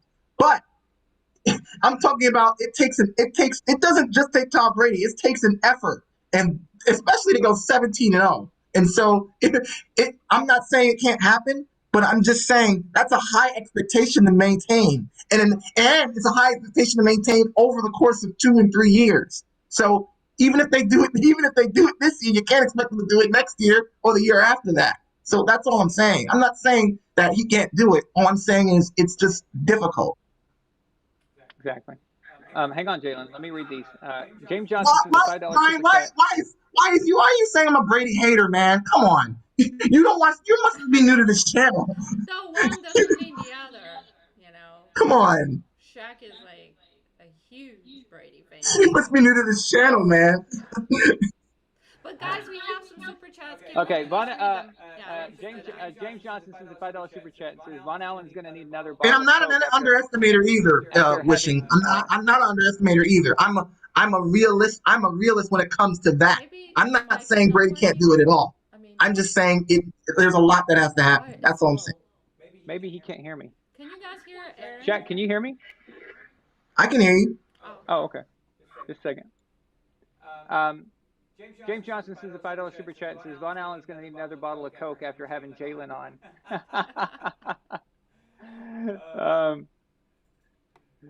See it twice sends a $5 super chat and says Bill may have lucked into drafting Tom at 199, but he was smart enough to waste a roster spot on him. That's a GM move. It's a good point. Addy Visorno. What's up, Addy? There's a $2 super chat and says, "What are y'all arguing about?" Oh, it's Jack and Jalen. You know, I like this. It's like nostalgic. It's yes, yes. I miss this. We're like This is warming up for the Jalen season. hates Belichick and you know that's And just Shaq makes a lot of sense. and Shaq it gets his blood going. So see it twice as another $5 super chat and says, "I think Skip Bayless would consider Jalen a bit much." And Skip is a Belichick hater. Absolutely. Yeah. No, Jalen makes Okay. also many good points. Except So, Jalen, I just want to go back and reference because I I don't we think they're going to win two seasons in a row of okay. undefeated. Hang I on, just think they're going to win this season undefeated. hang on. So, I just want to point out that when you said about Pete Carroll and the Seahawks, Um, yeah, the Legion of Boom is amazing. Okay, Mhm. but they are not better than the Giants defense that Belichick No, coached. no, no, no, no, no. I'm saying the Okay, defenses Belichick put out, the defenses that he put out on the Patriots, not the defenses they were okay, facing. I I'm see. not. I don't. I'm not. I'm taking. I'm going against because I'm giving. I'm going defense against defense that Belichick put out on the Patriots, not the And defense that put okay, so that put you out. think the And Legion I, of I think the Boom? only defense that was better than that were maybe like 85 Bears, but I didn't really get to see them. And like, Okay, I don't know, 2000 Ravens come to mind. And maybe last year's defense with the Patriot with the Tampa, and maybe Tampa's other defense that they won the Super Bowl. But like those are the only defenses that come to mind that were like, in that same league. okay, I get you. Um, yeah, the thing is that the reason Belichick's defenses don't get the Patriots defenses, the Giants defenses, he had got good credit, of course, because you got Lawrence Taylor, the greatest defensive player in history and the second greatest NFL player of all time. So yeah, they get credit when you got that. Okay, Now but I'm the questioning if Patriots, he's the second, if he's the greatest defensive player in history, because I'm starting to think Ray Lewis might actually have a real case. okay, before we visit that blasphemy, that's blasphemous. It's blasphemous. Anyway, What? It's not okay, that blasphemous. I mean, hang on. The reason the Patriots get overlooked, the Patriots defense as a Belichick gets overlooked, is because it's actually this is the paradox. Okay, so Belichick doesn't get credit in your eyes for having not having a known defense, but they're not known because they're made up of role players. A lot of them. Okay, look at every defense. Look at every defense we've ever had. Okay, with the exception of like Ty Law and a few other guys. Where are they? They're not Hall of Famers. They're just guys, but they're just good at their job, and that's a testament to Belichick Well, as they far should as be Hall of making up Famers, but working. You know what I mean? yeah. They're not known. Nobody is like thinking about them or I mentioning them, mean, and because they they don't have get as that good of leader. as a defensive case that Julian Edelman has as an offensive case. So if you're saying they should be in the Hall of Fame, I would rant and rave about Julian Edelman should be there.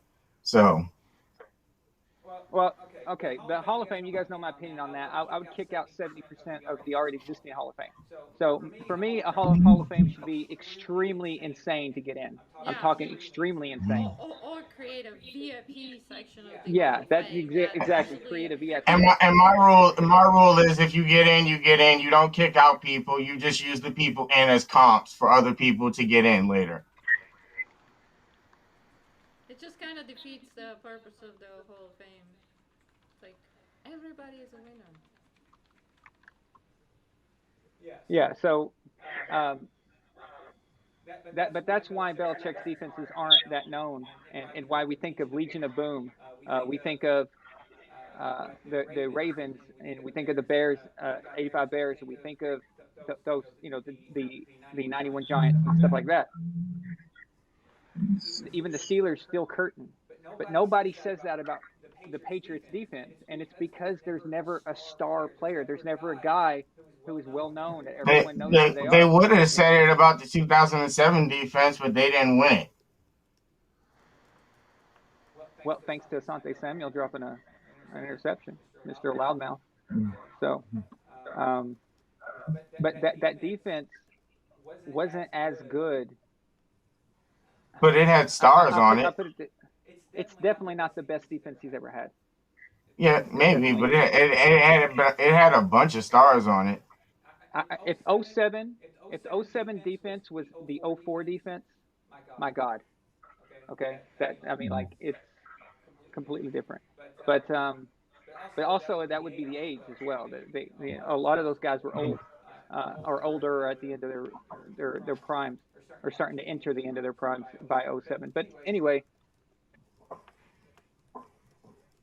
the Pete Carroll thing. I was with you. I was with you about if you were trying to make an argument, Pete Carroll might be a better coach in general than than Nick Saban, and that would be actually a strong argument.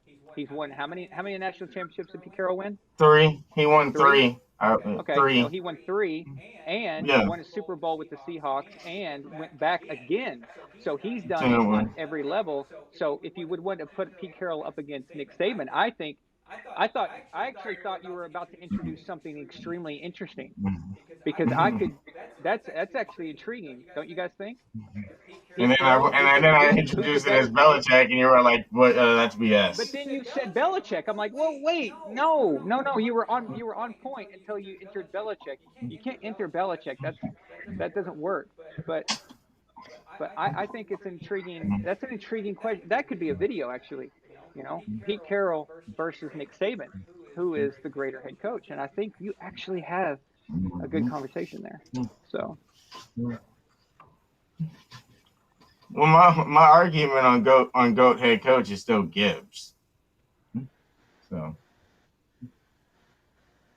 yeah, but Jared, the point is that Pete Carroll won at the NFL level as well, and that could be the difference. So the fact that Nick Saban failed so miserably at the NFL level is not good. That he okay, in my opinion, Nick needs to come back. Nick needs to come back to the NFL and do something. He needs to succeed. He needs to do something. But I don't know why you would. You get paid just as much, if not more, to be at college, and you have more control over the team. no, I mean, if he wants to be considered, if he really wants that, Um, I would. So I don't know if he wants the headache of actually having to deal with owners. You have well, way more control in also college.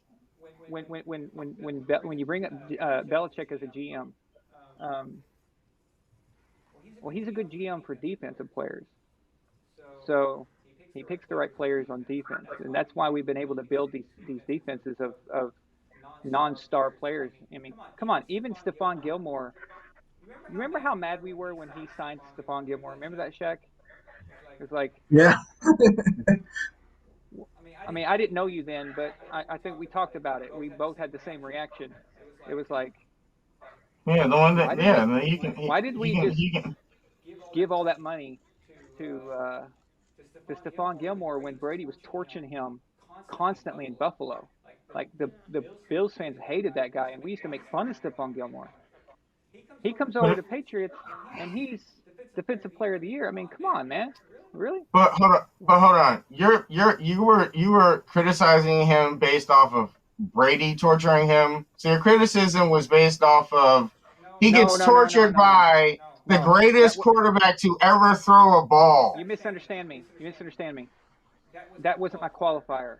I was trying to jog Shaq's memory of us.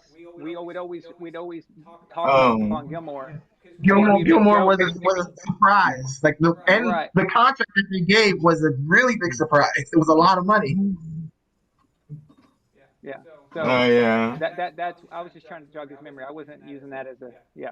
But so it was just shocking, and at the time we still thought Malcolm Butler probably deserved it, and we didn't know what we do now. But um, so that's a GM move, is what I'm saying, Jalen. Now offense has been very questionable. I think every Patriots fan knows this. We've all discussed this. Not offensive line. He gets offensive line correct. It's just the skill positions seem to be off, especially wide receiver, for whatever reason. So, but yeah, but when they were comparing Nick Saban, I don't even think they were referring to GM anyway. They were referring to the greatest coach. So, even though I don't know, I'm starting to think that at the NFL level, you shouldn't even have a guy be both. But it's just who knows. Okay, well the only teams that do have had like quarterbacks entrenched for like the last 10 years or more, or had them entrenched for the last 10 years or more. Like Bill had Brady and got it while Brady was there, and Pete Carroll had Russell or whatever. So, and like Well, we now those know are what the we only. now know what Russell Oh, is. and maybe I'm not sure. Maybe Andy has it in at the Chiefs. because he was like a made man when he went there. I'm not sure though. Who was the made man? Andy Reid. Like I don't know if he has GM responsibilities at the Chiefs. Like if he tell Oh, if he if, oh I see what you mean. there's one other. Raiders coach got it because the son felt guilty about what the father did like 20 years ago.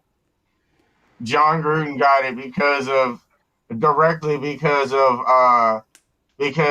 what's his name firing John Gruden and John Gruden going over to Tampa like that very next year and like winning the Super Bowl and Mark Davis seeing that as like the mistake his father made. So he gave John Gruden like a 10-year contract or whatever and like gave him all controlling powers. Like that's the only other person I can think of that has it. Yeah, and that's not good actually. So, um, John Gruden is extremely overrated, and I mean that's crazy. But the Raiders will be the Raiders. Um, I my position on Belichick and Brady is I don't see how they're connected as far as what they do separately uh, in the sense of criticizing them. I do see how they're connected, how they benefit from each other. So I've always argued that, and I said this, guys. You guys remember before it was even fathomable that can you say that? Anyway, um, Yeah.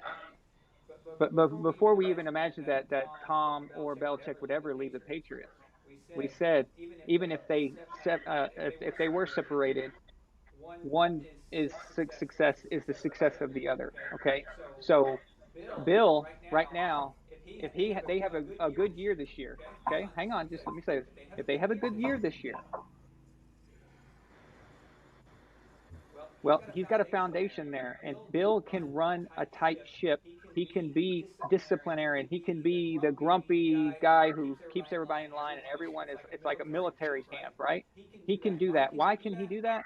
Because he's got 6 rings, okay, which was built, which were earned with Tom Brady, okay. So anything Bill does now, Tom is a part of that, okay.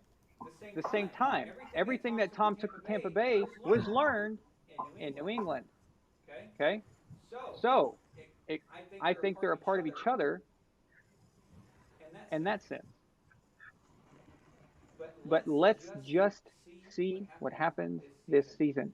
I told you before yet last year even started that that season was going to be bad, um, and look what happened. And it wasn't even that bad actually. If it wasn't for two small mistakes, we would have been 9-7.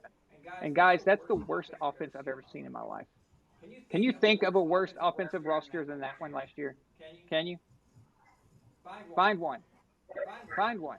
I Seriously. still think Brady would have made it a playoff team, but whatever. Well, yeah, because he's the GOAT. So, and he's an alien. But we don't have Brady. So when you lose Brady, all hell breaks loose. That's what Shaq was saying. You can't just lose the greatest player of all time and expect it to be daisies and roses the very next year. You need time to reassess. And that's what we did. We reassessed. We got the cap cleared, spent some money. Now, every single thing that everything that is on the team this year, going into this year, Bill had the money. There's no excuses now, right? No excuses. He had the So money to spend, and he got the first round quarterback that he's never had before. He's never had a first round quarterback. So Bill has everything that he could possibly have. So judge him on this one, not last year. So let's see. Let's just see what happens. If it goes badly, okay, I'll be the first one to say, all right, this is not a good look. So, just, but it's not going to go badly. Okay, they will. You ready for this? mm-hmm. They'll make the playoffs. I'm not going to say they're going to win the division yet because the Bills. Okay, but they Why will are make you the laughing playoffs like that? in the Why are you seventh. laughing like that? Wait. Aaron, can you say this again? Because you just say you make the Aaron, playoffs. Say it But go again, ahead. Aaron. No, you started laughing. I wanted to hear what Aaron was saying. Yeah, can you Go start ahead. over? So we will get the participation trophy, uh, uh, Seventh position, round, seventh the seed. seventh pick, but we may even get sixth. but we will make the playoffs, and I'm willing to bet anybody that we will. Okay, we will not win the division. Buffalo is I think the what real people are team. missing out on is the improvements that the Patriots have made. Everybody's laughing, and you're laughing, but if you're paying attention, look at all the improvements the Patriots have made. And yes, let's start with the offense. The wide receivers, okay, maybe they're not necessarily all-star, caliber receivers, but Nelson Aguilar was the best receiver on the Raiders last year. He had 7 touchdowns. And Kendrick Bourne from the 49ers was actually very good for them. And Jacoby Myers, I think people need to pay attention to him. They don't pay attention to him a lot. He's improved so much over the last 10 months. I think he's going to have a good year too. The running backs, if you've been paying attention, they have Damian Harris and Ramondre Stevenson that are going to be a dangerous two-headed monster. And then they have J.J. Taylor on the other end that's going to catch third down passes. And let's not even forget about the tight ends. Hello, that's an entirely different tight end room than it was last year. I mean, they had Matt Lacoste last year, and Matt Lacoste is now, selling Home Depot and selling, whatever weed on the side on the streets of Harlem. But they have Jonnu Smith and Hunter Henry. If they can stay healthy, I guarantee you both will have at least 5 touchdowns this year because great tight ends are what quarterbacks love, especially young quarterbacks who can't really rely on their receivers. They love tight ends. So if you're drafting in fantasy, I recommend drafting Hunter Henry and Jonnu Smith. And that's just on offense. And we don't need to talk about the defense. I think the Patriots defense is going to be top 5 this year. Okay. Well, okay. I absolutely, Jalen, just real quick, I want to ask you a question. Yeah. Is it fair? Will you agree that it is fair to let's judge Bill on this year and not last year? Okay. Deal? Can I tell you yeah, sure. Can I tell you my expectations for Bill this year? Okay. Yeah. 8 wins. So 8 and 9. Yeah, 8 and 9. Because unless you are Tom Brady, I don't think the offensive roster you have can make it to the playoffs. Like, I But think the no one difference. else is Tom Brady, though. Yeah, There's I only one know, and Tom that's why Brady. I don't think Mac Jones will take that roster to the But playoffs but but because he's but not you're Tom missing. You're Brady. missing. Yeah, But yeah. Mac My Jones point doesn't is, need to. I don't. Mac I Jones think doesn't Tom need to be Brady. Tom Brady. Why are we? Why Yeah, are he we? Why does. are we so quick to replace Tom Brady? Will never be replaced. Can we just get that through our heads? He will never be Yeah, because replaced. Tom Brady will never. He's that only receiving one. roster is just okay. Like, that receiving He, roster is just okay. It's not like a great roster. It's a but it's pretty not just okay about the roster. receivers. Did you not hear what I just said about the Yeah, I know. entire I heard the offense? best one you said was Nelson But I'm not just talking Aguilar. about the receivers. I'm talking about the running backs. I'm talking about the offensive line who just got And that's Trent what we're Brown going with, back. Shaq. They have David Andrews back, who they didn't have last year. They have Michael Onwenu, who was an All-Pro last It's year. it. They have, so And oh if yeah, Matt Jones doesn't have good receivers, and he'll be well also protected. and also that Shaq, playbook is that's a what very and also Shaq, we're going heavy, dude. This is going to be the 2001 Patriots offense again. That's what this is going Yes, to be. 12 man, run football, Okay. round the pound. Yeah, he doesn't need they're all to gonna win the Super sound Bowl. crazy. 2001 Patriots offense. I believe that's one of those years they won the Super Bowl. Or did they? Okay, Wait, no. Jalen, look, let But me that show you. offense wasn't. I It can wasn't. show you. I can show you how just all right. Last year, like I said, it's one of the worst offensive rosters I've ever seen in my life. What if we trade? We would go back in time last year, and they went 7 and 9. What if we trade Cam with Mac? What happened? You still end up with a college QB in the NFL, and I don't know if that goes better for you. Like, Okay, well, Cam was single-handedly responsible for 2 losses, based off of in-the-game mistakes that he made himself. Because I know, he but like I because of have a his question. game. Do you expect a rookie to not make a mistake that could lose you the game? Because I kind of expect it's more likely that he does it. Okay, I mean, he'll be learning, how do so we it'll know? be good. Jalen, what I'm saying is, how do we know that Mac isn't the next great quarterback? We don't. What if he is? Then we'd look back on that and go, oh, well, they had Mac Jones, of course. Like we go back and say, oh, well, they had Tom Brady, of course. You know. So my point is that was atrocious. They still went 7-9. There's absolutely no way we don't win 9 games. I just don't believe that. The roster is And that was a completely much harder overhauled. schedule last year. Yeah, and we got Dante Y'all ready to went go in week 7 and 7. 9 last year, so I gave y'all Nobody, one more win. I think y'all are gonna go nobody, 8 and no, 9. Dante. Nobody's mentioning Dante, dude. Not only did we lose Tom Brady on the offense, we lost our Tom Brady on our defense at the same time. Really? Yeah. Oh yeah, he opted And out. that I, and I think Dante Hightower's loss was evident. And I mean, not that Tom Brady's wasn't, but Dante Hightower, they could not stop the run at all. And that No. was the I think their biggest problem from last year because they didn't stop them. And that's how they improved this year. And They by, got Matthew Judah, they have Henry by the Anderson, way, they have a lot it of guys also up will front. take away from him when Tom Brady goes to New England, his like second home or his first home or whatever, and mollywops Belichick like 66-3. So like it's also gonna like take away from his legacy when they have that game. No, it's not because it's just one game in the regular season, and it's against an NFC team. So it doesn't really matter much. That game doesn't really matter in the grand scheme. It doesn't because Brady it's going to versus count Belichick does not in matter one much. one game in week 4. And in week 4, and everybody traditionally knows the Patriots struggle in the first month of the season anyway.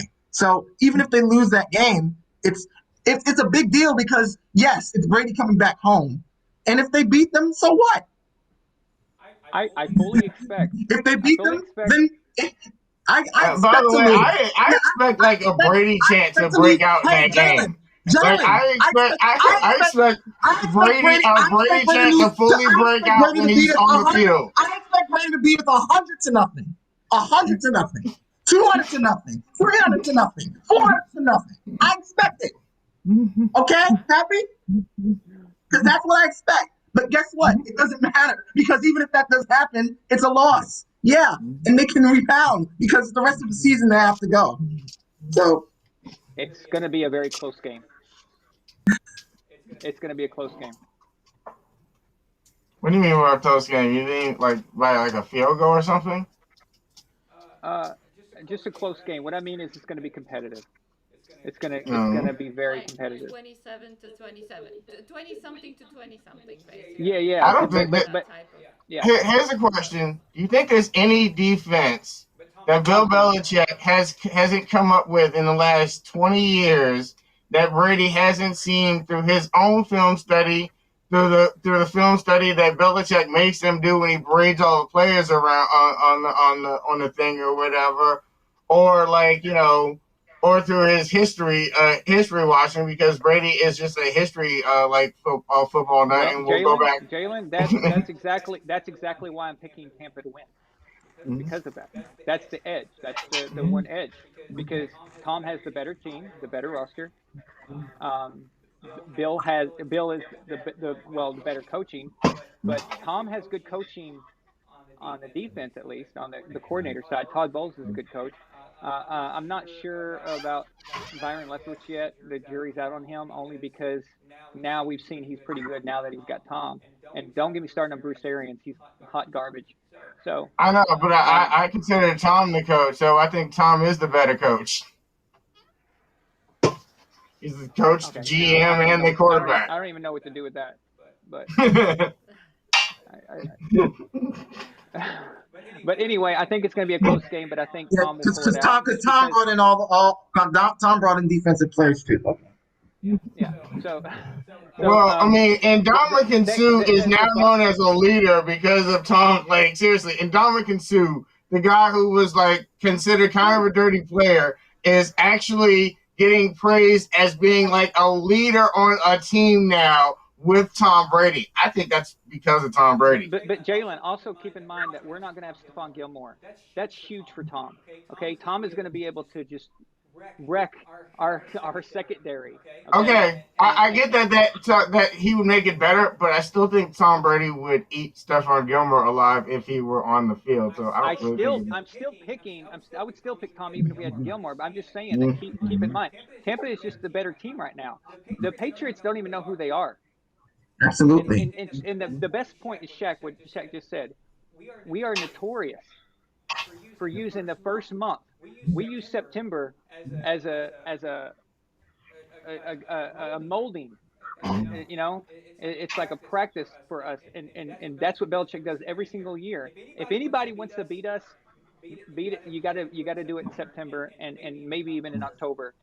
Um, but yeah, good luck beating us in November or December when we're at full stride. And that's what the deal is here. Well, Tampa Bay just this is what's scary about Tampa Bay. Okay, what's so frightening about them is that they didn't actually reach their peak until the Super Bowl. Who does that? That was a process. Who It's who true. does that? Who reaches doesn't reach their peak until the Super Bowl? That never happens because you have to reach your peak in order to make it to the Super Bowl. well, They were I, still I can making I mistakes. They were making mistakes against the Saints. They were making mistakes against Green Bay. They didn't even clean it up until the Super Bowl. So how good are they going to be this year? They're going to be outstanding. As where the Patriots are a completely new team now. So I think it was look at that. because of COVID that it took them that long. I think it was because they didn't have like But everybody off. had that problem. Yeah, no, but Yeah. because they didn't have the off season stuff or whatever, it took Brady a longer time to get everyone else on board with like the shit he wanted to do to like to start propelling the offense or whatever. When the offense does better, the defense just like naturally wants to play better or whatever. Like the defense. Jalen, that's what I'm saying. That's what's so scary about this is that they weren't even playing well and they were winning playoff games on the road. That's frightening to me. That they were screwing up. They were so sloppy. That Green Bay game. Go back and watch the second half of that Green Bay game. Sloppy You as know, hell. Okay, and they I would still like to. won. I would like to defend Tom. I think, and like, because all three of those interceptions were to the same person. I think two of them were on the receiver. Yeah, well, I'm just saying in general, the team itself was making mistakes. They were making dumb mistakes, um, Yeah, and they and still all. won. So imagine them full stride right now. So they're walking into this season on that high. They looked good in preseason from the little that we got to see, but we don't need to see much from Tom. But they looked like they're normal. The defense was still doing their tricks where they were scooping up fumbles and running them back, and they were doing all kinds of crazy stuff. That's the team that the Patriots are going to face in Week 4. Okay, and this is the first team in history that's ever returned all starters from the Super Bowl. It's never happened before, guys. It's never happened. I think the last time it happened, they said it was 77 or something. Oh, it's happened before. I thought that a team got close Well, enough like like once before. I could have sworn maybe I'm wrong. I think I heard it like on the radio or like on ESPN or something today or yesterday or something that like the last time this has happened was in like 77, like a really really long time ago. Jared says And they need to start. 77 would have been a year before like there was salary caps and things like that, and all those other Okay, but things. but I thought okay. So Jared says it's the '79 Steelers, but I thought they returned 21 of 22. I didn't know they returned 22. I thought the Tampa Bay Bucks doing 22 is the first time that's ever been done. Um, Pickle Dick, he says, Von Allen Sports' reaction to the second half of the NFC Championship game was one of the funniest things I've ever seen. I did have a meltdown, didn't I? I I thought think I we was going all to have a did. heart attack. I don't I know, think we It's man. all did. hilarious. I want to go back and watch that again because I think me, you, and the red coat were that was You awful. were I apoplectic. Dude, I've never been so mad during a game in my entire life. I've never been that mad ever, ever. At which That was game? At which game? the second half of the championship game against Green Bay. Yeah. Oh, I still gave Tom Brady pretty much a B+ for that whole game because the first half he threw like he was awesome, threw like three touchdowns, and in the beginning of the second half he threw a touchdown when they got the interception, and he ended the game with the ball, and they like ran out the clock and didn't have to put their defense back on the field at all after they got the ball back or whatever the last time. So all in Well, all, I still think he had a pretty good game. And I give the interceptions One, like how does Mike Evans not learn to track a ball in the goddamn air? He's supposed to be one of the greatest receivers in the league, and he can't track a ball through the goddamn air. Like seriously, that's what happened. It's like seriously up there, Mike Evans could not find it, and the defensive back I found it know, and got I it. know, I know, I know. He infuriates me. He absolutely infuriates me. Mike Evans. There's so many times where I'm just like, dude, what are you doing? Like, what were you looking at? Yeah, it's true. Um, but And the other one and where like it hit him here's in what the hands. another thing that's scary. Last year, Gronk had so he Gronk got open in the Super Bowl twice and scored. Gronk now has a full year with that new playbook and everything, so he could end up looking like I even don't think better you than last mentioned the year. scariest thing. I don't think So you mentioned the scariest thing yet. it's just it's crazy, So I think the and then you sky's. got I think Antonio Brown's not reached his potential yet. So Yeah, he'll I think Antonio Brown has the potential to do better with Tom Brady than Randy Moss did with Tom Brady.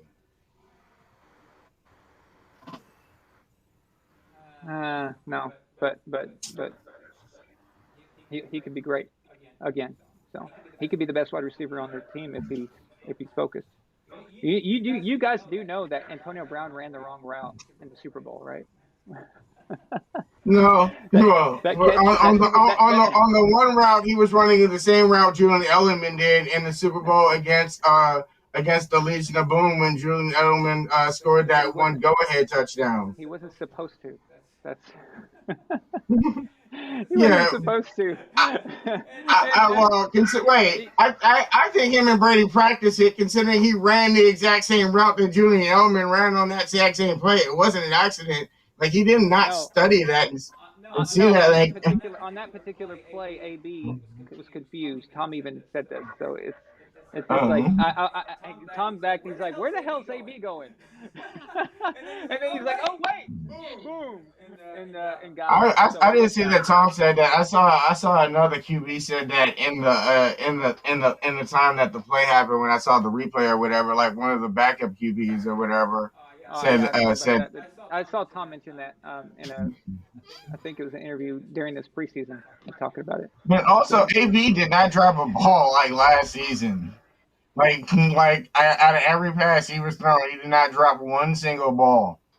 well, that's what I'm saying, guys. This team is ridiculous. So them coming in and beating New England, is it really going to be that shocking? I mean, it's going to be an achievement for anybody to beat Tampa Bay. But like, if you look at their schedule, they play the NFC East, and I get that Miami was like once their kryptonite. I truly believe it was Belichick's kryptonite, not really Brady's. But like, Brady is now used to Tampa to Florida Brady weather had a and big stuff. So problem in Miami. Brady That was did Tom. terrible in Miami.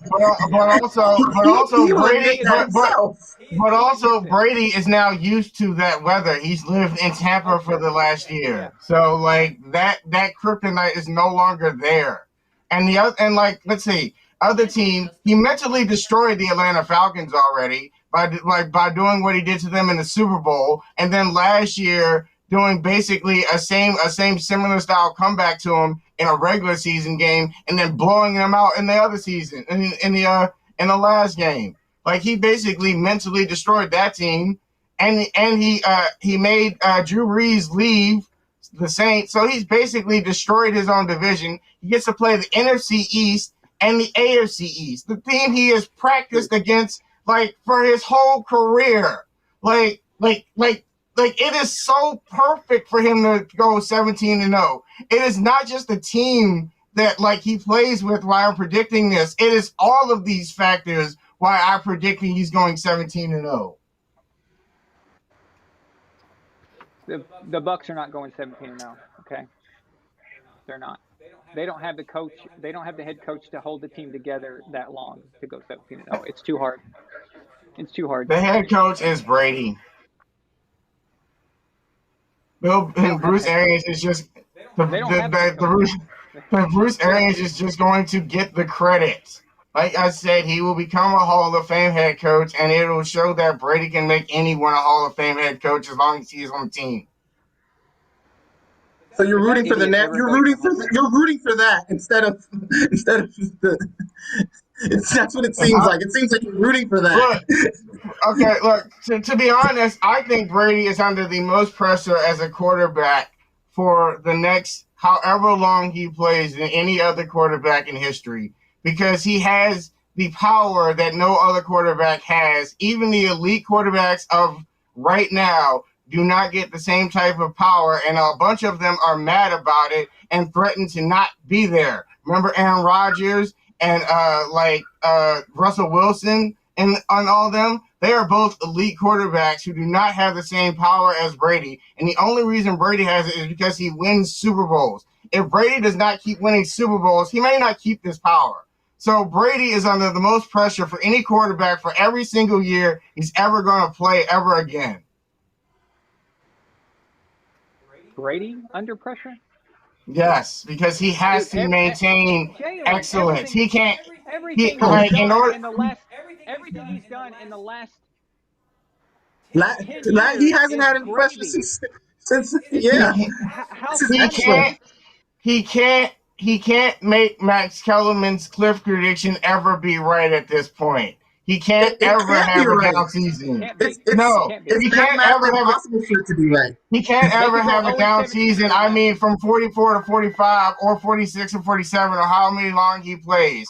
He has to keep playing great and winning Super Bowls because that is the reason he keeps getting the power he does.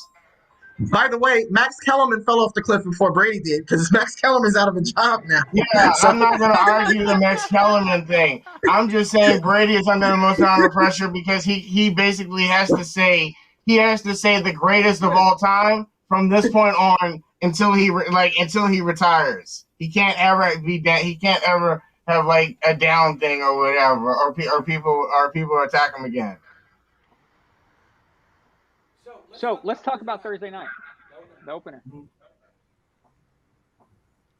Um, did I hear this correctly? That someone said that Dak is as good as Brady or better or something like that? Or was that. that Jerry Jones say that?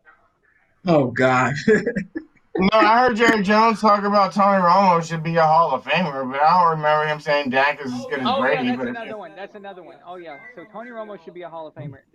Okay, What is that ringer? someone's phone's ringing. oh yeah, hold on, guys. It's gotta be Jalen's. I thought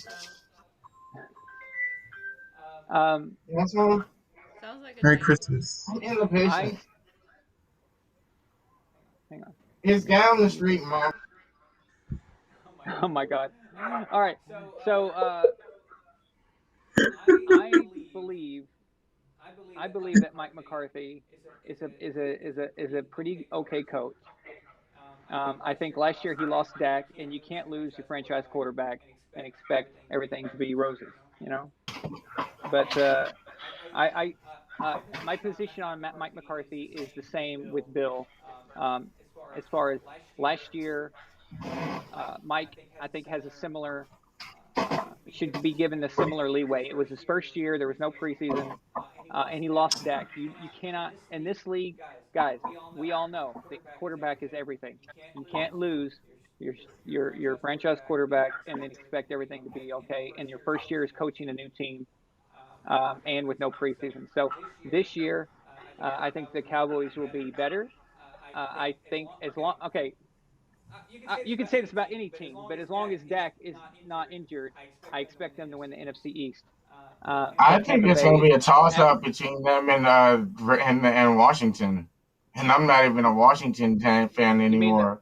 the Washington Lizard people? Well, yeah, Uh, that team yeah, because I still think that defense is still the best in the NFC, and I'm not sure about that offense. And Dex they like don't have a throwing shoulder quarterback, is Jalen. question.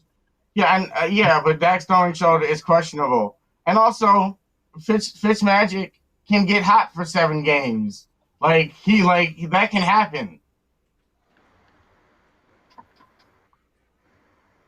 And also, Um, I don't think it'll take more than I think this division will be won at like 8 or 7 games. I don't think it'll take that many games to win this division. this division, that division's always trash every year. They're an embarrassment. They're an embarrassment. I mean, it's just Which is why I awful. think they have a chance with like that good of a defense. Like I think Okay, that defense can carry in some like 3 or 4 or 5 wins.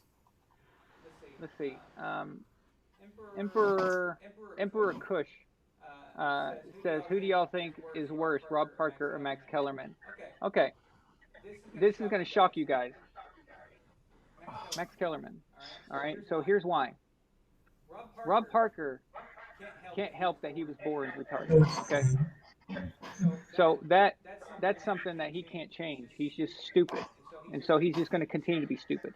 But Max I'm knows gonna better. make a counter argument. Max Max knows better. Okay, he's a smart guy. He knows Mm-hmm. better, so that makes him worse because he's Yep. purposely doing it just to be an asshole, and that's way worse as far as I'm concerned. Can I make Yeah. my counter argument? Sure, go for it.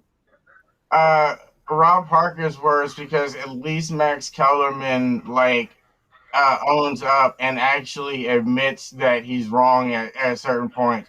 Rob Parker is still like Brady is the low. Like Rob Parker doesn't ever change his stand no matter what happens.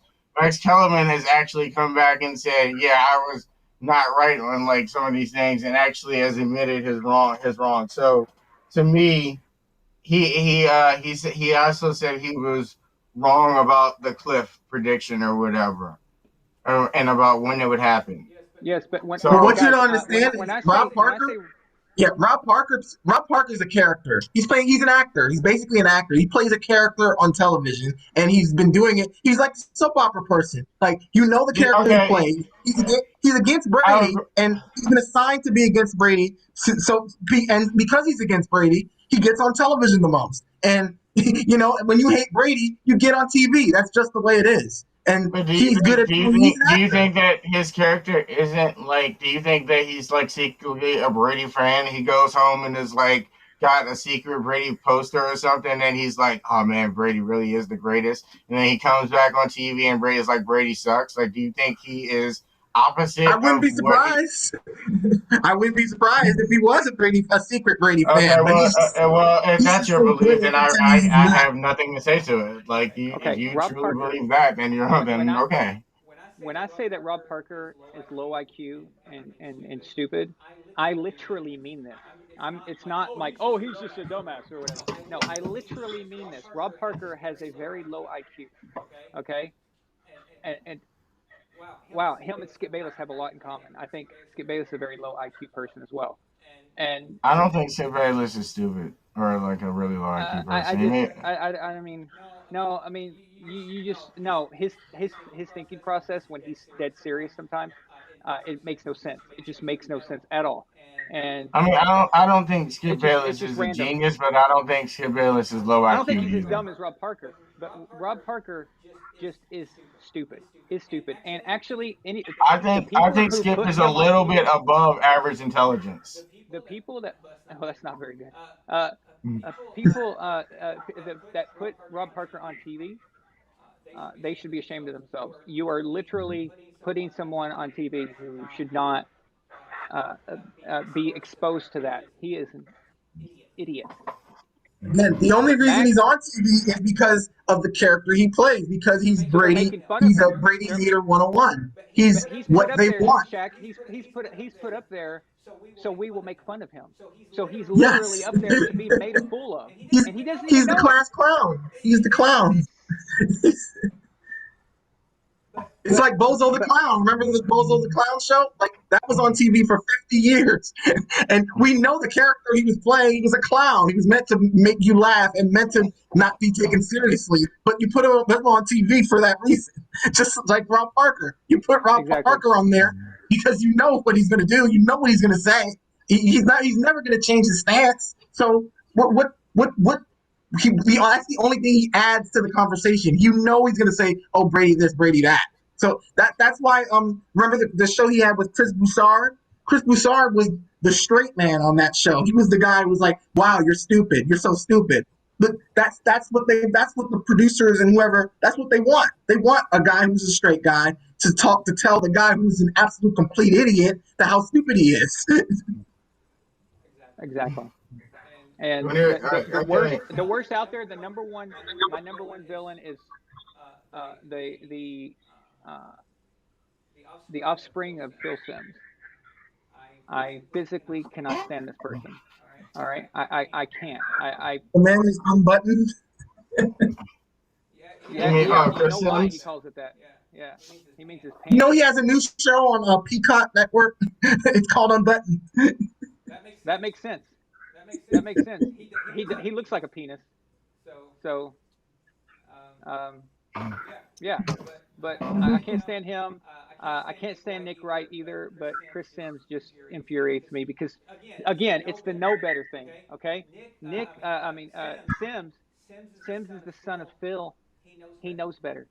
He should know better. That's my problem right there. My problem that okay, Nick is just an idiot, and he probably doesn't even know how to throw a football.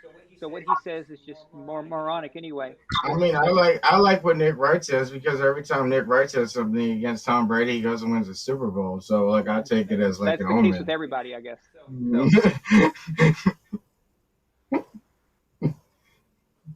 yeah, I grew up watching Bozo the Clown too. Every morning. I always remembered if they didn't get the balls in, they'd still win some cookies. Yeah, Remember he's those still big in. cookies? And I would watch we would on WGN on cable. when I was real little. My I guess I was an infant, or I don't remember it, but my siblings they were on the Bozo show. They got to Wow. they got to do that.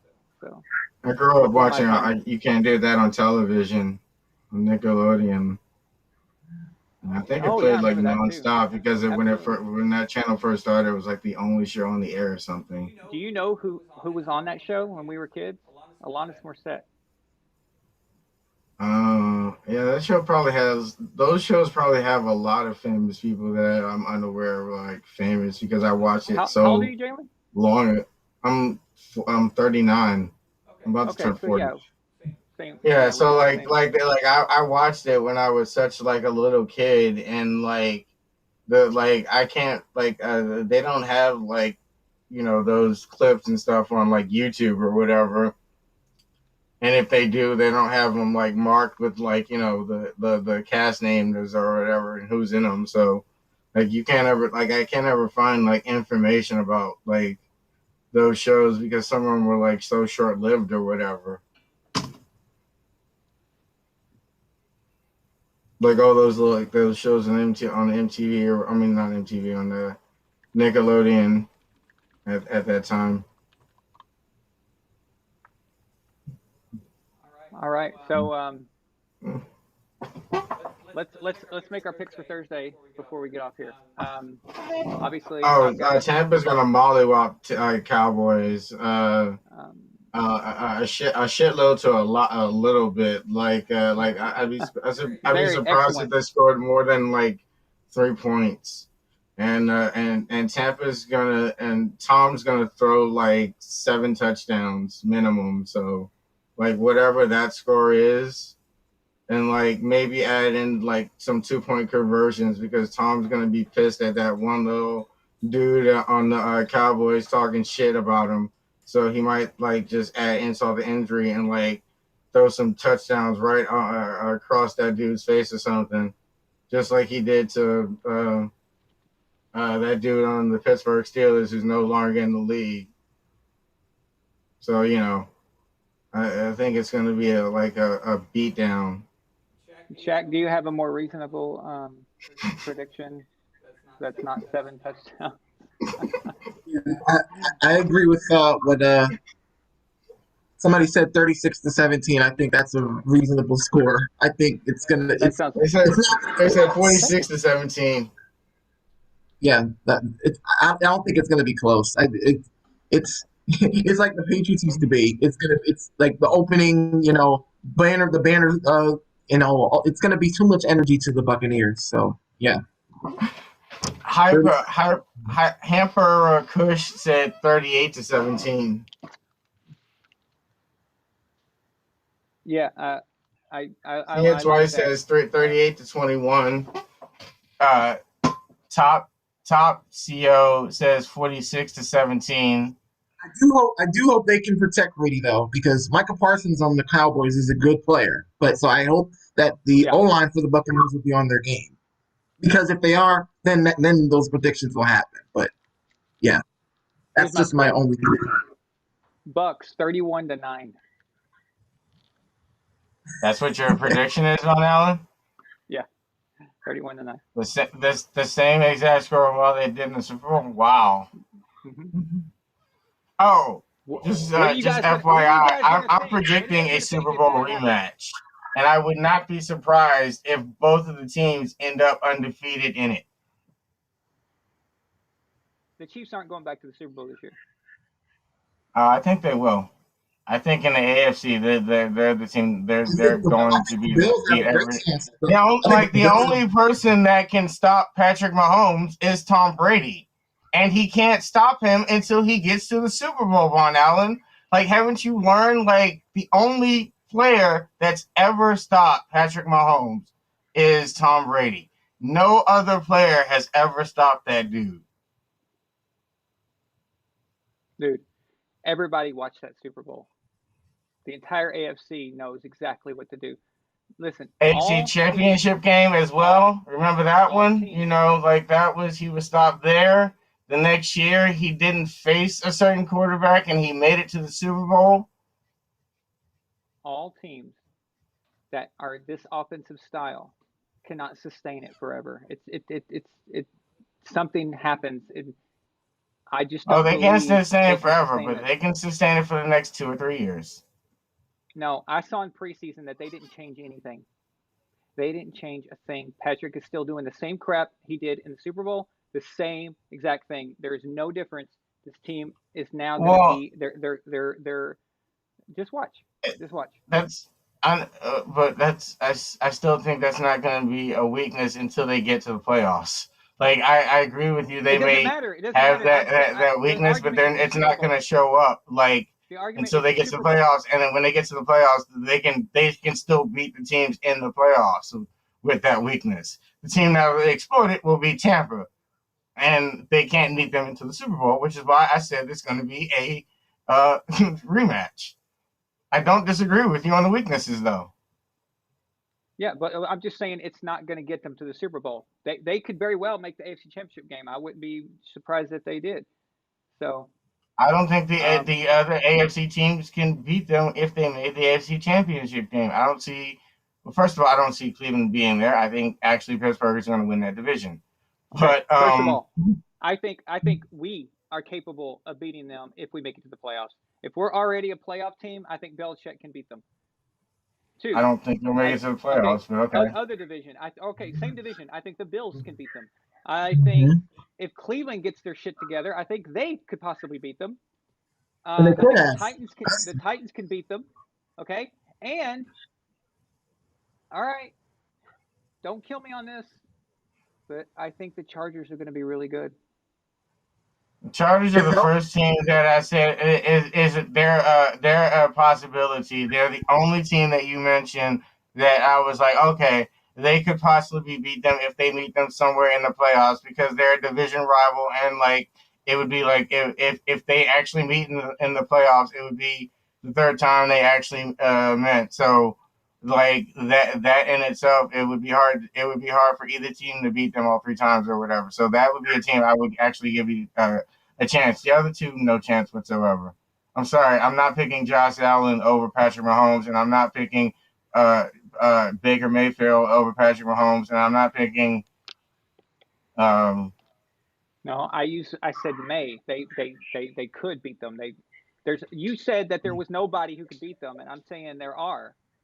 Okay, and it's a new dawn. It's a new day now. Okay, everyone saw what happened in the Super Bowl. Just Yeah, replicate what I Tampa think did. the only team that has that defense is Tampa. Like you can't No, replicate. no. They're Like plenty of AFC teams. that defensive front four was basically like equivalent to the Giants' defensive front four 2007. Are you kidding me? Jesus Christ! I think It had one of the people on it. you're trying to piss me off. That's what you're doing. You're just on purpose. You don't believe that. Take it back. Take it It back. had one of the same people on it. Maybe not one. Maybe not that good, but like closest thing I've They don't ever have seen Michael fit close to Strahan. They don't have prime Michael Strahan. OCU Minora, Justin Tuck. Also, Where are those guys? Justin Tuck, Jason Pierre-Paul. They don't have those They did guys. have, they did have a Jason Pierre-Paul. He was I mean, on the team. a long They time had ago, he's not on the team now. no, he was on the team. He was on the team last year. JPP is no JPP came I later. mean, He's not. a I mean, 20, no, 2000. 2011. But Yeah. Yeah, yeah, but he 2011. was on the Super Bowl roster that was wreaking havoc on the Chiefs. So was Ndamukong Suh, and so was Shaq Barrett. I would put those three up there as a good comp to the to at least three of them, because one of them is the same exact person. Like JPP is the same exact person that was on the 2017. He was on this First of team all, too. That's not physically possible. Uh, Jason Pierre-Paul, he blew off like three of his fingers. He was on the Tampa Bay team. He was also on the 2007 or 2011, one of the two, one of those two teams. Like he's undefeated in playoffs. Like he was on that Giants on the one of those Giants rosters. Either 2007, 2011, one of the two. Okay, somebody's telling me he was on 2011. He was on one of the teams that won the championship.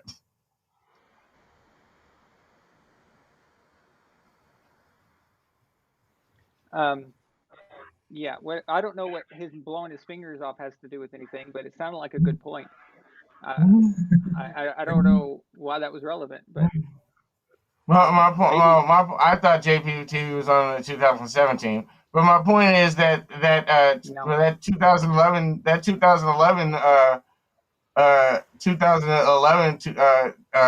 defensive defensive roster, I believe, won the exact same one the 2007 defensive roster won by like getting to Brady by rushing four. They didn't have to like blitz like the rest of their linebackers or defensive backs either. So like I would also put them as one of the best defensive teams, and I would say that the uh, the team of last year's defensive front at least was comparable to that 2011 team that won with the Giants. The Yeah, 2011.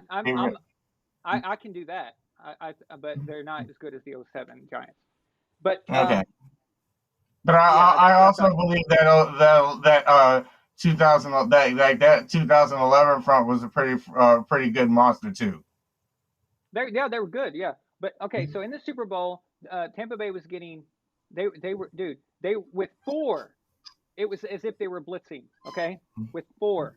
Why were they able to do that? Okay, yes, the Chiefs offense missing two offensive line players, but that is overstated, to be quite honest with you.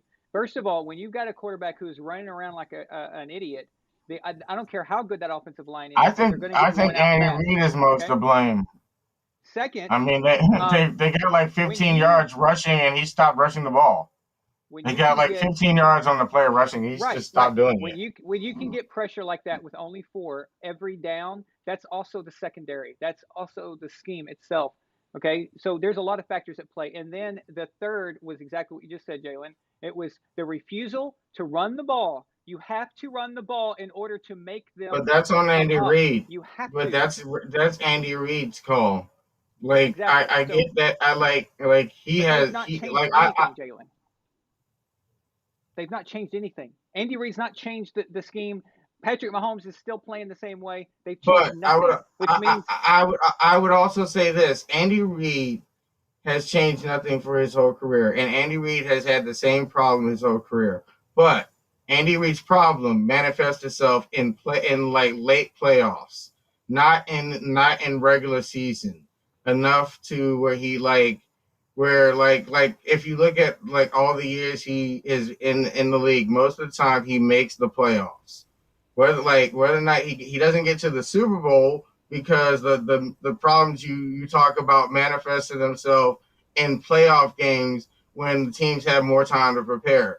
But in general, he gets by in the regular season, and usually has a lot of double digit season wins because his offensive style still leads to winning more times than it does to losing in regular season games. So I think he'll have a really good regular season record. But again, I mean, this conversation is about whether or not they're going to make the Super Bowl, and I'm saying that they've changed nothing, but yet everybody has now knows what to do. And Yeah, but also, people, the perception is important. Okay, they thought Kansas. When people play Kansas City, they think they're invincible, and now they know they're not. Okay, the the Buccaneers showed that you can treat them a certain way if you treat them like they're not gods, and they're not just going to run but all you over have to everybody. have the Buccaneers like personnel in Well, order to do that, and I don't think which any is team has that. Like you don't oh like come no on, team Jalen. has No, equivalent Jalen, to dude. besides No, like I like name like a you're name. making it you're making it sound like that this Tampa Bay defense is the '85 Bears and it's got or the Pittsburgh Steelers still curtain like No, it's but got. you have to have Come on, a defense with the like exact style, like players that can all rush the passer without having to blitz, like four three or four players on the defensive line that don't need any kind of help. Like name another team that has that. Like, same time. The Bucks could have put 50 on their asses in the Super Bowl. Okay, they pulled back. All oh right, I'm yeah. just saying that Kansas City is not going to be the Kansas City that we've known. They're going to be okay in the regular season. They're still going to win their division. They're going to probably win 12, 13 games, whatever. I think But they're that's gonna it. That's at it. least win. I think they're gonna at least win 14 games, and they're gonna get the bye, which is the most Okay. important thing because there's only one team that gets it. All right. If they had changed something, I would be completely on board with saying that they're going to go to the Super Bowl. They changed nothing. They changed nothing, and and every year, okay, every year you have a risk of someone getting injured, so you need luck on your side. They lose Tyreek Hill. Let's say Tyreek Hill gets injured. Let's say he's out. Let's say they lose Kelsey. So they can't.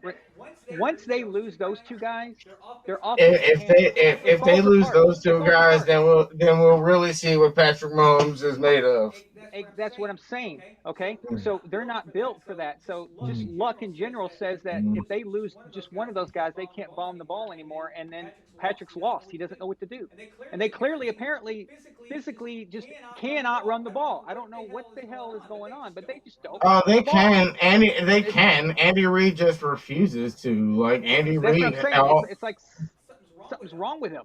It's like, dude, no, just no, run the he's ball. not. Okay, Andy Reid has been this way since he's been with the I Eagles. know, Remember, I as know. a person that watched the like when they were the Washington Redskins and watched the Eagles, and like because of that, and Andy Reid has always had like a top five running back that he has ignored completely on the field. The chat has two questions. One, Tiffany wants to know if are you going to do a post game show on Thursday, Aaron? Oh, yes, but Shaq, I was actually going to ask you about that. So Why don't we do a members room and watch the game on it or whatever so you don't get in trouble for like copyright or whatever in the members thing. it'll still catch members. We'd have to use a Um, different platform or um, some other way. But Shaq, so I thought what I'd do is I would just start the show, and then you join in as soon as you can get out of work. Does that sound good? Yeah, that sounds fine. Okay, cool. And also, Jalen, Jared wants to know: will you eat a Big Mac and sing "Return of the Mac" if Mac Jones takes the Patriots to the Super Bowl?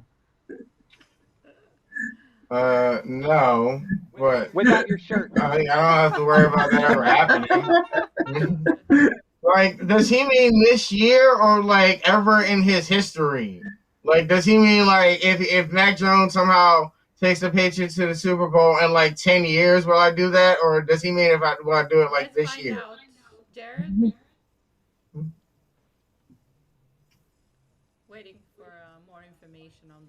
I mean, I hate Bitmax. I mean, like that would suck. I don't think I'd have to worry about it because they're not gonna do that.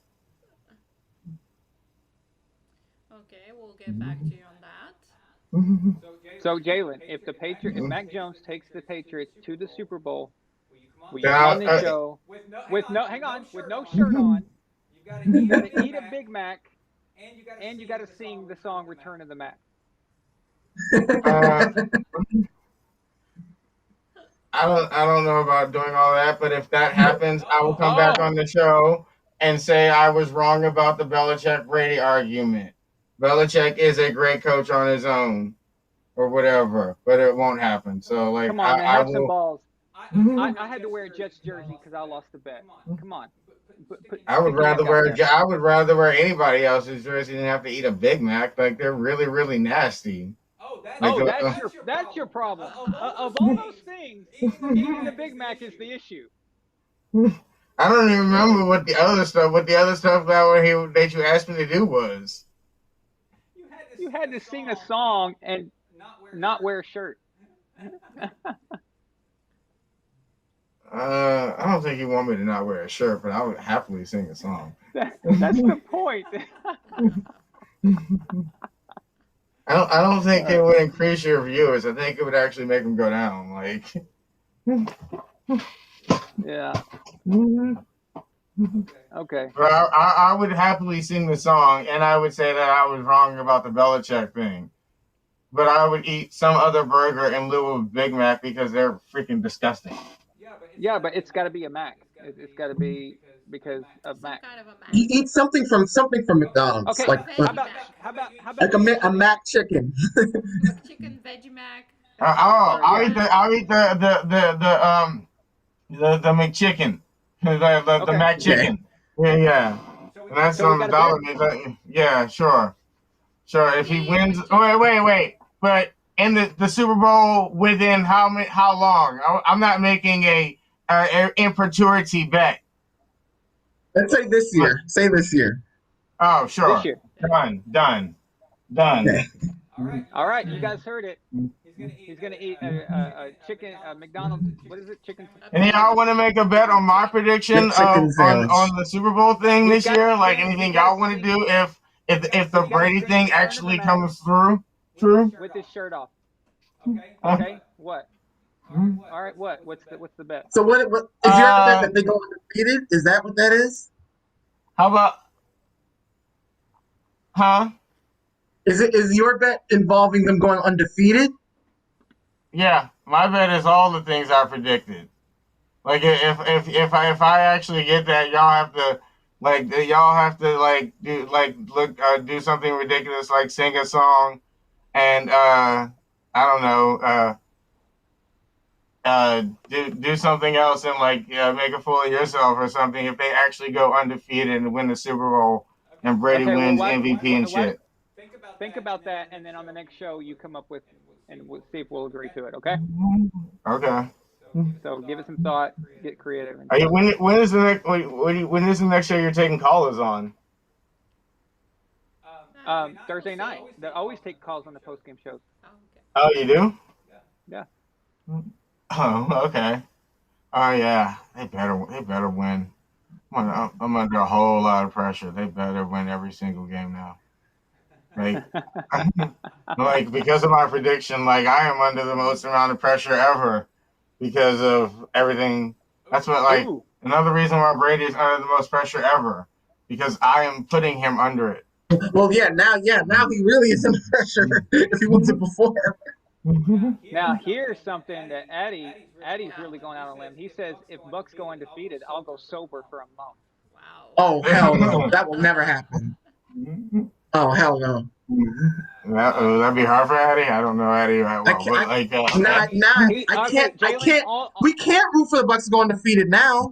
That wouldn't make Addy be I Addy. can. Yeah. Eddie will probably like Tom Brady will help Eddie improve his life so much. He'll probably get so much more done, like completely sober for however long Eddie said he was going to be completely sober for.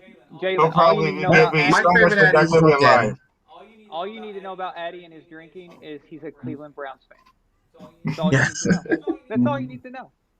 And him going sober as a Browns fan for a month, Mhm. It's that a big that gesture. that's rough. All right, guys, thanks for calling in. I appreciate it. Thank you guys. It'll be okay, Addy. And see you Okay. I guys. can't wait. We'll see y'all Thursday night. Okay. Yeah. And don't forget to click the like button and subscribe if you're not already. Don't Yes, become a please member. subscribe and click like on the show. And we'll see you guys Thursday night for the big game and kick this sucker off. Let's go. All Let's right. Thank you go. guys. Let's go. Good night, Good guys. Thank night. you so much.